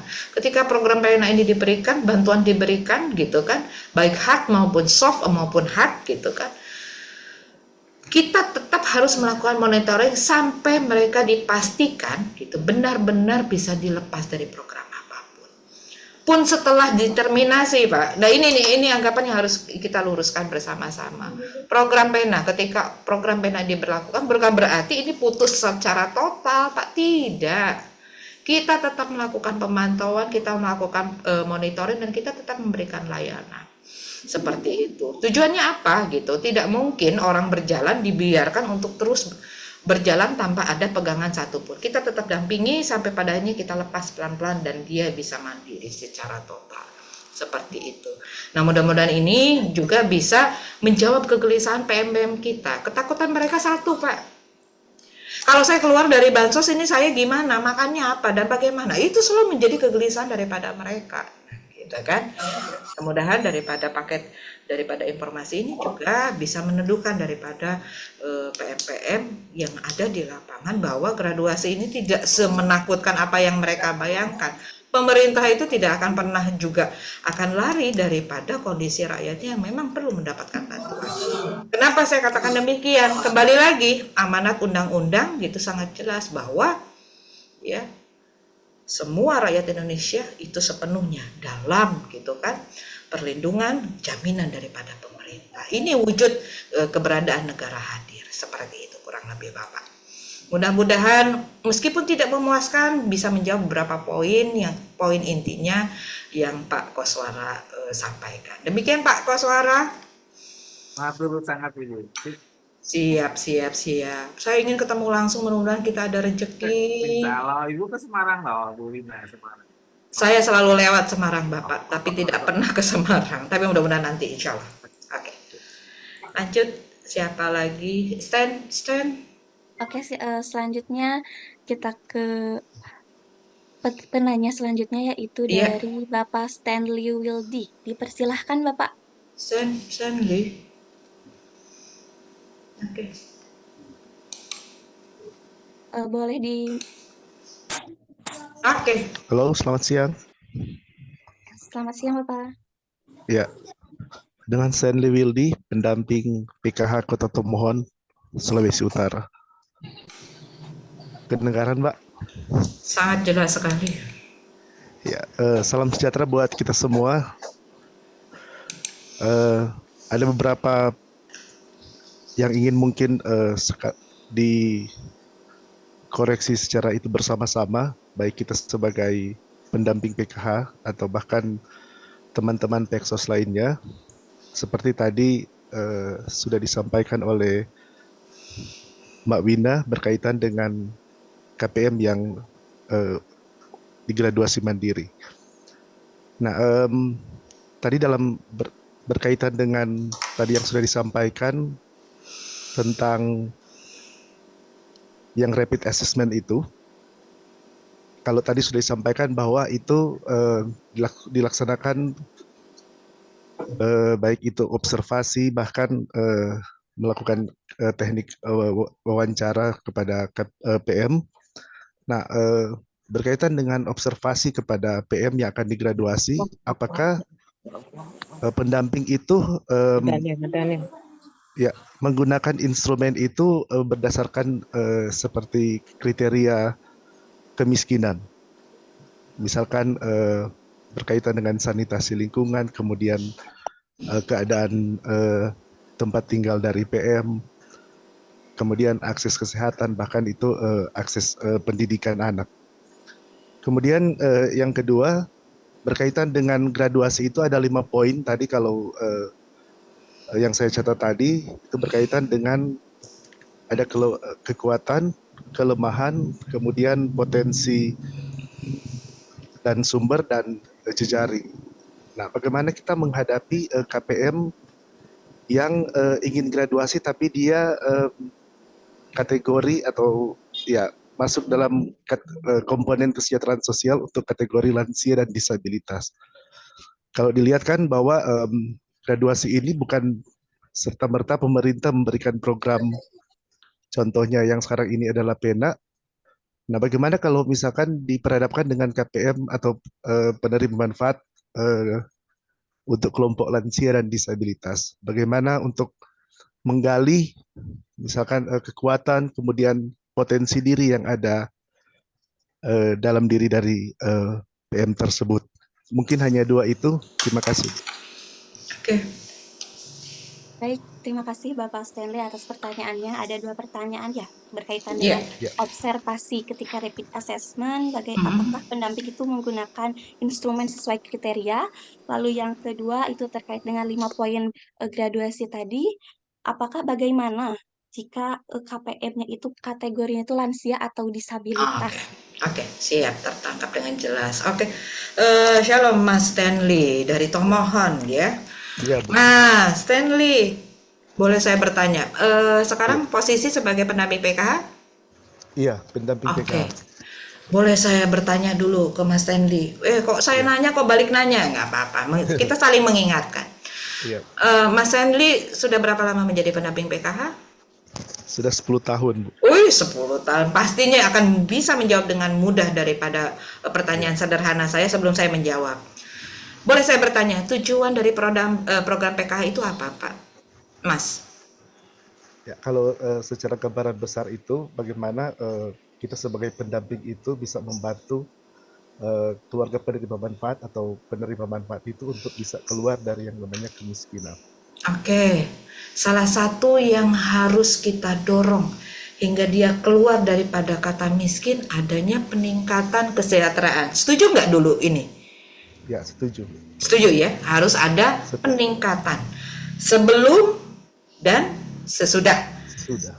Ya, oke ya. Dan itu bisa terukur, terlihat, terobservasi, tercatat, terlaporkan hingga padanya Mas Stanley bisa mengajukan secara berjenjang bahwa si A sudah bisa digraduasi. Sepakat dulu ini? Iya, sepakat. Oke. Nah, Salah satu indikator seseorang bisa digraduasi, komponen yang kita harus pertimbangkan adalah ada kemampuan secara ekonomi, Mas. Gitu kan.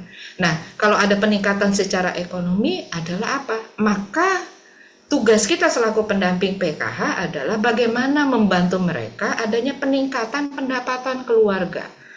Nah, bagaimana mendorong pendapatan keluarga itu meningkat? Salah satunya adalah, gitu kan, melalui mengupayakan mereka memiliki satu usaha. Oke, paham ya sampai sini ya?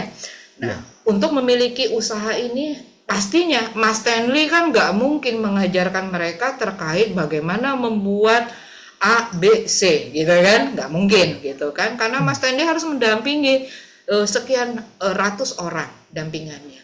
Itu sebab untuk menyambut daripada kendala tersebut, turunlah program PENA. Oke? Program PENA ini, itu sebab kenapa program PENA mendorong agar pendamping PKH membawa serta, gitu kan? Membawa serta KPM-KPM-nya untuk mengikuti secara gratis dan online lagi, Mas. Seperti itu. Nah, kalau mamanya, Bu, kasihan KPM-KPM tidak bisa paket data.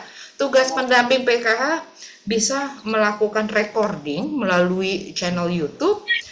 Itu ketika melakukan pertemuan P2K2, itu disampaikan kepada mereka. Karena dalam paket PENA, di sana juga ada paket testimoni. Nah, Mbak Ari, ada testimoni loh di sana. Testimoni orang-orang yang dulunya jatuh miskin, gitu kan? Sampai akhirnya dia memiliki usaha, jatuh bangun, sampai dia sekarang bisa menjadi role model untuk lainnya. Dengan kata lain adalah, parameter mana yang harus saya pakai, Bu? Apakah dari sanitasinya? Apakah dari unsur lainnya? Maka yang pertama yang harus kita pastikan, dia memiliki pendapatan dulu secara stabil, Mas Stanley. Kalau dia sudah pendapatnya stabil, dia sudah bisa membeli ataupun mengkonsumsi produk-produk kecukupan gizi daripada keluarganya. Betul tuh atau enggak? Seperti itu.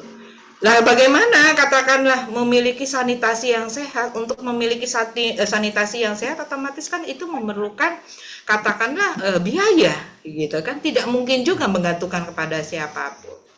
Jadi tolak ukurnya adalah perbaiki dulu pendapatan keluarganya. Kalau pendapatan keluarganya itu sudah mapan, tidak harus sampai meningkat cukup drastis, dia sanggup menghidupi daripada keluarganya, otomatis secara yang lainnya akan mengikuti dengan mudah. Seperti itu. Oke? Nah, parameternya apakah itu diambil dari kemiskinan? Kalau pendamping PK saya kira gitu kan, untuk parameter pengukurannya sudah cukup jelas. Diaplikasikan sudah jelas, Mas, mana yang harus diukur. Betul? Hingga setiap bulan kan Mas dituntut sekarang ini. Berapa Mas? 2 kan? Setiap bulan harus menggraduasi. Ini parameter yang menjadi pegangan Mas, seperti itu. Untuk pertanyaan pertama. Ini suara dari mana sih Mbak Ari? Mas Sandy, izin ya saya mute dulu. Atau dari Mas Sandy? Ah, ternyata dari Mas Sandy. Yang kedua, pertanyaannya apa Mbak? Kalau tadi terkait... Ya, terkait dengan 5 poin graduasi tadi itu, bagaimana jika KPM yang ingin digraduasinya itu kategori lansia atau disabilitas? Oke. Terima kasih Mas Dan, ini pertanyaan bagus ya. Bagus sekali ya. Apa yang sudah disampaikan tadi Bu, kalau mamanya ada KPM saya kebetulan disabilitas dan lansia gitu kan. Kejelian daripada pendamping PKH juga harus benar-benar memastikan. Contoh, untuk disabilitasnya kategori apa dulu Mas? Gitu kan? Iya. Kalau kategorinya benar-benar, kita kan sudah belajar, Mas Teni sudah tahu kan, sudah mengikuti diklat P2K2. Terkait disabilitas kan kategorinya ada yang ringan, sedang sampai berat, oke? Nggak mungkin kalau yang berat itu didorong untuk graduasi, Mas, seperti itu. Pasti ada paket perlindungan lainnya yang bisa membantu daripada lansia tersebut. Oke. Nah, bagaimana dengan disabilitas tetapi dia kategorinya sedang? Dalam artian dia tidak perlu membutuhkan bantuan orang lain. Contoh hanya disabilitas, katakanlah salah satu fungsi tubuhnya terganggu gitu kan. Maka itu masih bisa diupayakan. Banyak kok teman-teman daripada PMPM mengalami disabilitas sudah tersentuh program PENA ini. Dan mereka bisa melakukan aktivitas dan meningkatkan pendapatan kehidupannya secara normal seperti itu. Jadi tidak ada kendala. Jadi, nah, untuk menjawab pertanyaan pertama, pastikan dulu disabilitasnya level mana dulu, Mas, gitu. Kalau berat ya tidak, gitu kan. Kalau untuk yang level berat, maka pemerintah tetap akan memberikan jaminan kepada mereka seperti itu. Nah, terus bagaimana dengan lansia? Nah, kategori lansia, Mas Stanley, lansianya seperti apa dulu? Gitu. Karena saya pun termasuk lansia, sudah masuk pra lansia. Kalau pra lansia itu masih dikatakan produktif, gitu kan? Maka dia masih tetap bisa diberikan keterampilan sesuai dengan kemampuannya. Tidak mungkinlah lansia diberikan paket wirausaha, itu tidak mungkin. Ya, tetapi berikanlah keterampilan sesuai dengan kemampuannya. Contoh dengan menyulam, begitu kan? Tetap dia melakukan aktivitas-aktivitas. Kalau Mas Stanley ya ingin memotret satu aktivitas, ini saya sedikit sharing. Di salah satu, kalau istilah di Indonesia kan sentra ataupun kata panti dulu, panti sekarang jadi sentra. Di satu sentra, katakanlah saya mengistilahkan sentra di Jepang, mereka ada satu gitu kan sentra di mana aktivitasnya semuanya adalah para lansia. Apakah mereka aktivitasnya hanya olahraga, duduk, bernyanyi? Tidak hanya itu, tetapi mereka juga melakukan aktivitas lain. Salah satu aktivitasnya mereka hanya membuat amplop, Mas. Percaya atau tidak, ya? Mereka hanya diberikan keterampilan mengemas amplop, membuat amplop dari karya mereka. Dan amplop-amplop tersebut menjadi merchandise kepada siapapun yang datang untuk memiliki nilai ekonomi dan pendapatannya untuk membuat mereka. Jadi dengan kata lain, ide-ide kecil yang diambil dari negara tetangga tersebut itu membuat satu pemahaman bahwa sepanjang orang tersebut mau melakukan dan ada petugas yang mendampingi dan mengetahui sesuai dengan potensi dan kemampuannya, maka dia bisa berusaha. Seperti itu. Itu sudah pada bungkuk, Mas. Lihat aja mungkin sekitar 5 cm dari media yang dia pergunakan. Dia lipat pelan-pelannya. Memang tidak bisa cepat, tetapi ada satu proses di mana dia tetap berusaha. Ada unsur paksaan? Tidak, gitu kan? Mereka melakukannya secara enjoy gitu, senang gitu kan? Itu merupakan satu daily activity yang mereka lakukan dan buktinya memang ada seperti itu. Jadi jangan patok dulu pikiran kita bagaimana dengan ini bagaimana. Nah, itu kita lihat situasionalnya seperti itu ya. Paket P2K2 itu cukup jelas loh, Mas. Lansia kriterianya apa? Nah, tinggal dipilih gitu loh. Ya. Mudah-mudahan jelas, Mas Stanley. Stanley, silakan dari senyumnya saya melihat ada kejelasan gitu kan. Mudah-mudahan. Gimana Mas Stanley? Ya, mudah-mudahan ini bisa membuka wawasan, tidak terlalu terpaku gitu kan. Ya. Seperti itu. Kalau ada apa-apa bisa kontak di nomor saya, nanti saya titipkan kepada Mbak Ari gitu kan, atau menghubungi teman-teman kalau Tomohon itu berarti di daerah mana? Sulawesi Utara, Bu. Sulawesi Manado. Utara. Banyak teman-teman saya di Balai Besar Makassar yang akan membantu Mas Stanley gitu kan. Oke? Iya, Bu. Sukses selalu Mas Bu. Stanley ya. Iya, Bu, sama-sama, Bu. Oke, Ya, lanjut. Selamat sore. Oke, baik. Terima kasih kepada Pak Stanley dan Ibu Wina yang telah menjawab pertanyaan.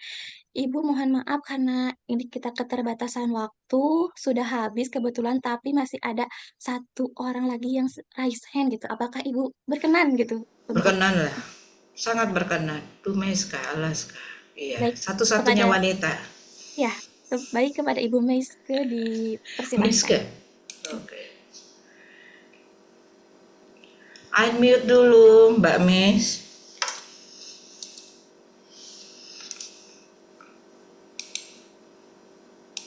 Di unmute dulu, Ibu. Unmute. Wajahnya sudah terlihat, suaranya. Oke. Betul. Selamat sore Bu, Sore. Ibu Wina dan Mbak Ira.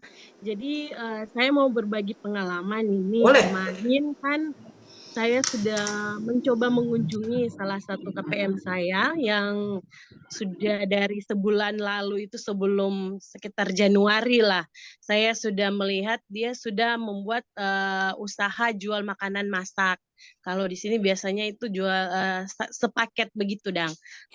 Terus ketika terbitlah program Pena ini, ditanyakan kemarin ada tidak KPM yang mau digraduasi untuk dapat program Pena, tapi kami juga sebagai pendamping PKH harus menjelaskan kepada mereka bahwa ketika dapat program ini dan sudah melaksanakan program ini, berarti KPM ini mau tidak mau harus bisa keluar dari program PKH.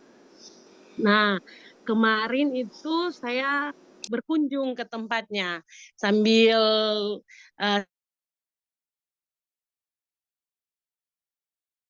sekalian turun lapangan, saya makan di situ. Setelah saya mau menawarkan program bantuan Pena. Jadi ini kan Ibu sudah berusaha, ini program Pena Pahlawan Ekonomi Nusantara. Nantinya ketika Ibu ikut program Pena ini, Ibu akan dibekali lagi untuk usahanya ini, mungkin masih bisa ditambah dengan inovasi yang baru. Terus bagaimana? Ibu mau ambil tidak program ini? Tapi ketika ditanya begitu, dia jawabnya seperti ini, Bu, mohon maaf, saya belum mau ikut program Pena itu, karena kalau saya ikut program Pena itu bagaimana dengan anak-anak saya? Terus suami saya juga sudah tua, sudah tidak bisa menghasilkan. Kebetulan pekerjaan suaminya ini buruh bangunan. Jadi kalau ada yang panggil kerja, ada, kalau tidak juga tidak ada. Nah, dan anak satunya lagi itu masih SMP. Jadi saya coba bujuk, tapi ketika mendengar jawabannya seperti itu, ya saya bilang, ya nanti Ibu pikir-pikirkan lagi. Tapi itu Bu, maksudnya yang saya mau tanyakan, bagaimana cara secara halusnya agar si ibu ini bisa mengiyakan untuk program Pena ini. Kalau mau dilihat tempat makannya juga itu lumayan ramai karena berada di daerah strategis untuk orang kerja. Seperti itu Bu. Dan range makanannya juga itu dari harga 10.000 sampai sekitar 11.000 itu ada juga.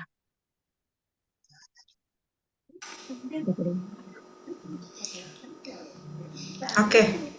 Sudah bisa tertangkap esensinya. Ini boleh langsung dijawab, Mbak Ari? Boleh Bu, mangga. Iya. Oke.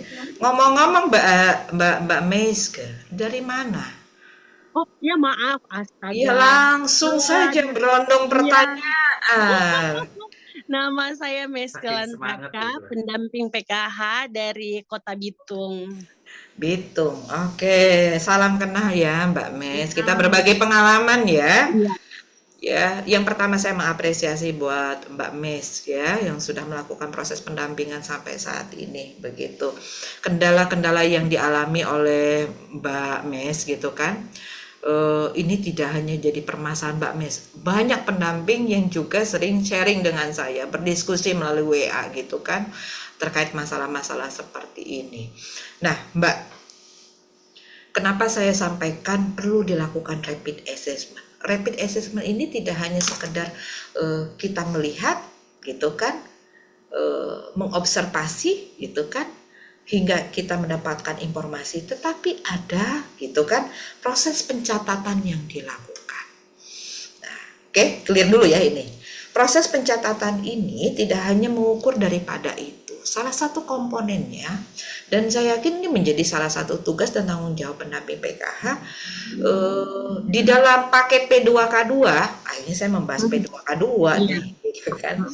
Di sana kan ada semacam form untuk mengukur daripada aktivitas tidak hanya di kegiatan Faskes Fasdik ya, tetapi juga di dalam pengelolaan usaha. Betul atau betul? Iya. Ada di Nah, modul ekonomi. ada ya. Nah, itu kan tugas Mbak. Nah, coba Mbak gitu kan. Jadi tidak hanya sekedar mengajak. Akan beda begini. Mbak Ari, ini ada program Pena. Mbak Ari mau ikut nggak? Tapi kalau ikut program Pena, nanti diberikan pelatihan, bantuan, setelah itu Mbak harus graduasi. Siapapun tidak akan mau. Itu ditodong namanya Mbak. Tetapi Mbak Mes, bila mana gitu kan, dari pencatatan tadi itu disampaikan, didiskusikan, gitu kan. Saya yakin Mbak Mes itu sudah terbentuk bonding yang cukup baik dengan PM-nya. Ngobrol sambil minum katakanlah teh gitu kan, atau kopi gitu kan, ataupun apapun gitu kan, mendiskusikan dari perkembangan setiap harinya usaha beliau. Contoh, Bu, ini saya sudah mengamati hampir 3 bulan ini. Saya melihat gitu kan, melihat, dan puji Tuhan Ibu, saya lihat setiap bulannya ada perkembangan, ada peningkatan Bu, gitu kan. Coba kalau peningkatan usaha Ibu ini diperkuat lagi mengikuti program Pena. Pasti pendapatan yang awalnya cuma sekian, yang awalnya katakanlah 1 juta, sekarang sudah 2 juta Bu per bulan. Kalau ikut Pena ini harapannya bisa menjadi 3-4 juta kalau Ibu diberikan pelatihan tersebut. Ibu mau nggak mengikuti kegiatan tersebut? Itu akan beda rasa. Ya. Kalau Ibu lagi, Mbak Mes, kalau tadi Ibu ada program ini, mau nggak Bu? Tapi Ibu harus keluar dari program ini. Pasti jawabannya, saya belum siap Bu. Mbak Ari juga akan mengatakan seperti itu. Nggak siap Bu Wina. Saya masih punya suami, mana sudah tua, dia hanya kuli lepas. Anak saya masih perlu sekolah, dan beribu excuse akan keluar. Ya. Nah, kenapa catatan ini juga menjadi bahan untuk memiliki istilahnya daya pengaruh cukup kuat, karena dia akan berpikir, oh dia ternyata pendamping mengukur penghasilan saya. Nah, pertanyaan saya lebih lanjut ke Mbak Mes, tolong jawab jujur. Ya, jawab jujur nggak apa-apa kok kalau dengan saya, aman. Seperti itu. Mbak Mes, pernah nggak mengukur pendapatan mereka per bulannya? Kalau yang untuk usaha warung, yang lalu itu pernah Bu, seringkali saya berkunjung, kemarin saya tanya sama ibunya, Bu, kira-kira penghasilan bersihnya dalam sebulan itu bisa berapa? Nah, sempat kemarin ada yang bilang, oh Bu, kalau bersih itu biasa ada dapat 1 jutaan. Nah, kalau misalnya bulan lalu kalau bulan lalu karena biasa cek CU Bu, cek undur, jadi bond dulu. Jadi dia bilang karena belum ada yang bayar hutangnya, jadi pemasukannya sedikit berkurang, tapi rata-rata biasanya penghasilannya kalau memang kebetulan juga di situ kan warung bukan hanya warung milik dia, ada beberapa juga warung. Jadi biasanya dia bilang penghasilannya itu dalam bulan ini sama bulan depan itu tidak akan sama, tapi biasanya kalau penghasilan paling bersih banyak yang datang beli berbelanja itu bisa sampai 1 juta atau 1.500.000 begitu Bu. Oke, dengan kata lain, selaku pendamping PKH melakukan proses pencatatan dan itu sama-sama diketahui. Ini menjadi evidence base untuk mempengaruhi juga PM untuk mau mengikuti daripada program Pena yang dilakukan. Tapi tolong jangan salah kaprah. Nah, ini saya agak sedikit bingung ya. Jangan pernah mendoktrin bahwa program Pena ini adalah program untuk graduasi, tidak seperti ini. Ini peningkatan daripada keterampilan. Justru saya sepribadi menaruh harapan yang masih awal-awal ke program ini juga harus dilibatkan, gitu kan. Jadi ketika memasuki daripada akhir program tersebut, mereka sudah keterampilannya sudah kuat gitu. Jadi eh, kenapa saya katakan seperti itu? Karena sekarang ini ada beberapa PM ketakutan kalau sudah dengar pena, gitu kan. Udah berpikirannya pena itu graduasi, Mbak Ari. Enggak seperti itu. Ini peningkatan kemampuan yang mempunyai embrio usaha. Ayo tingkatkan. Nah, kalau sudah diberikan keterampilan, bagaimana cara pengemasan, bagaimana cara membuat makanan, dan lain sebagainya, hingga diberikan bantuan, maka secara otomatis kan pendapatannya meningkat. Betul atau betul? Betul. Ya, kalau sudah kalau pendapatannya meningkat secara otomatis, masa iya sih ikut terus program pemerintah? Kan tidak. Sudah saatnya dia mau untuk melepas daripada program bantuan sosial apapun, termasuk program PKH. Itu tujuannya sebenarnya.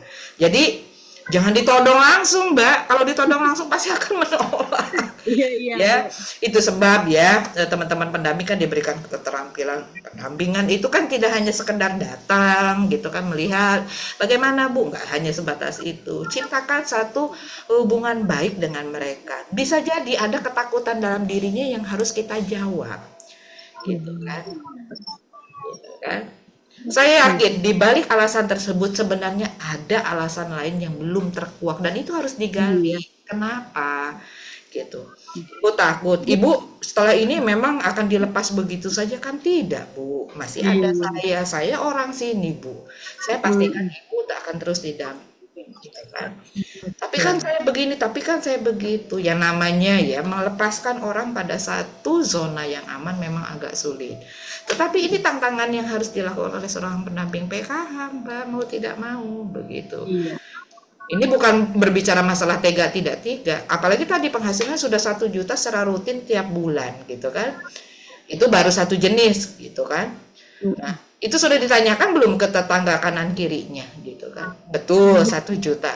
Jangan-jangan lebih, begitu kan. Belum juga sih, Bu. Iya, itu makanya.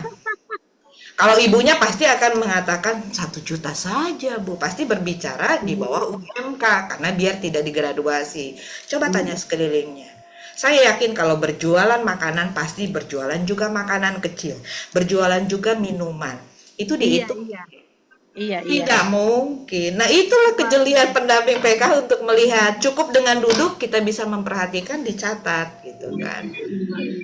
Nggak mungkin gitu kan. Makanan itu satu usaha yang benar-benar kelipatan keuntungannya luar biasa loh, Mbak. Seperti itu. Oke. Jadi intinya satu ya. Coba Mbak gali lagi gitu kan. Gali lagi informasi tidak hanya pada diri PM tersebut tapi juga lingkungannya. Untuk memastikan benar nggak jumlahnya segitu. Yang kedua gitu kan. Coba lakukan pendekatan kembali gitu kan secara intens. Jangan sampai informasi ketakutan-ketakutan itu sebenarnya ada permasalahan lain yang seharusnya bisa dijawab oleh Mbak Meske gitu kan. Nah, kalau dua komponen ini sudah menjadi informasinya sudah didapat oleh Mbak bisa menentukan ini layak atau tidak seperti itu. Orangnya mana hilang? Oh, di atas. Oke. Itu ya Mbak Mes. Iya, Bu. Makasih. Siap. Selamat sore, sehat selalu. Iya. Oke, baik, diskusi yang sangat menarik ya. Mungkin ini bisa di-mute dulu ya. Oke. Bapak Ibu sekalian dan Ibu Wina, karena keterbatasan waktu dan sudah melebihi batas waktu, namun memang masih ada ya di kolom chat yang mengusulkan dan bertanya tadi dari Bapak Budi. Mohon maaf sekali, mungkin bisa nanti di lain kesempatan saja ya Bu, atau mungkin bisa di pribadi saja gitu pertanyaannya. Nah, alhamdulillah, Ibu mau langsung di kelas ya Bu ya. Alhamdulillah ya Bu, serangkaian acara webinar kita hari ini berjalan dengan lancar. Semoga bisa bermanfaat bagi kita selaku SDM Kesos gitu ya. Dan juga diharapkan seperti yang disampaikan oleh Ibu Wina tadi, ada 1 atau 2 hal yang bisa diterima oleh Ibu Bapak sebagai referensi dalam pengentasan kemiskinan gitu. Mungkin itu saya selaku moderator. Mohon maaf apabila ada kesalahan ya Ibu, Bapak sekalian, saya pamit undur diri. Saya akhiri dengan sebuah pantun. burung irian, burung cendrawasih. Cukup sekian dan terima kasih. Sampai jumpa di lain kesempatan. Akhir kata, wabillahi taufiq wal hidayah. Wassalamualaikum warahmatullahi wabarakatuh. Oke, asiknya saya belum, Mbak Ari mau bilang asik tapi sudah ketutup. Oke, terima kasih ya Mbak Ari. Bapak Ibu sekalian sudah hadir. Mohon maaf lahir dan batin. Selamat mengikuti liburan panjang nih Mbak Ari ya. Seperti itu. Mungkin Dan Ibu izin katanya mau di-share materinya. oke, sudah disampaikan ke panitia. Baik. Oke. Baik. Mohon izin live sekali lagi selamat Idul Fitri bagi yang memperingatinya dan selamat menjelang berbuka puasa. Mohon undur diri. Baik, Ibu, terima kasih, Bu. Dan terima kasih Bapak Ibu sekalian. Terima kasih juga.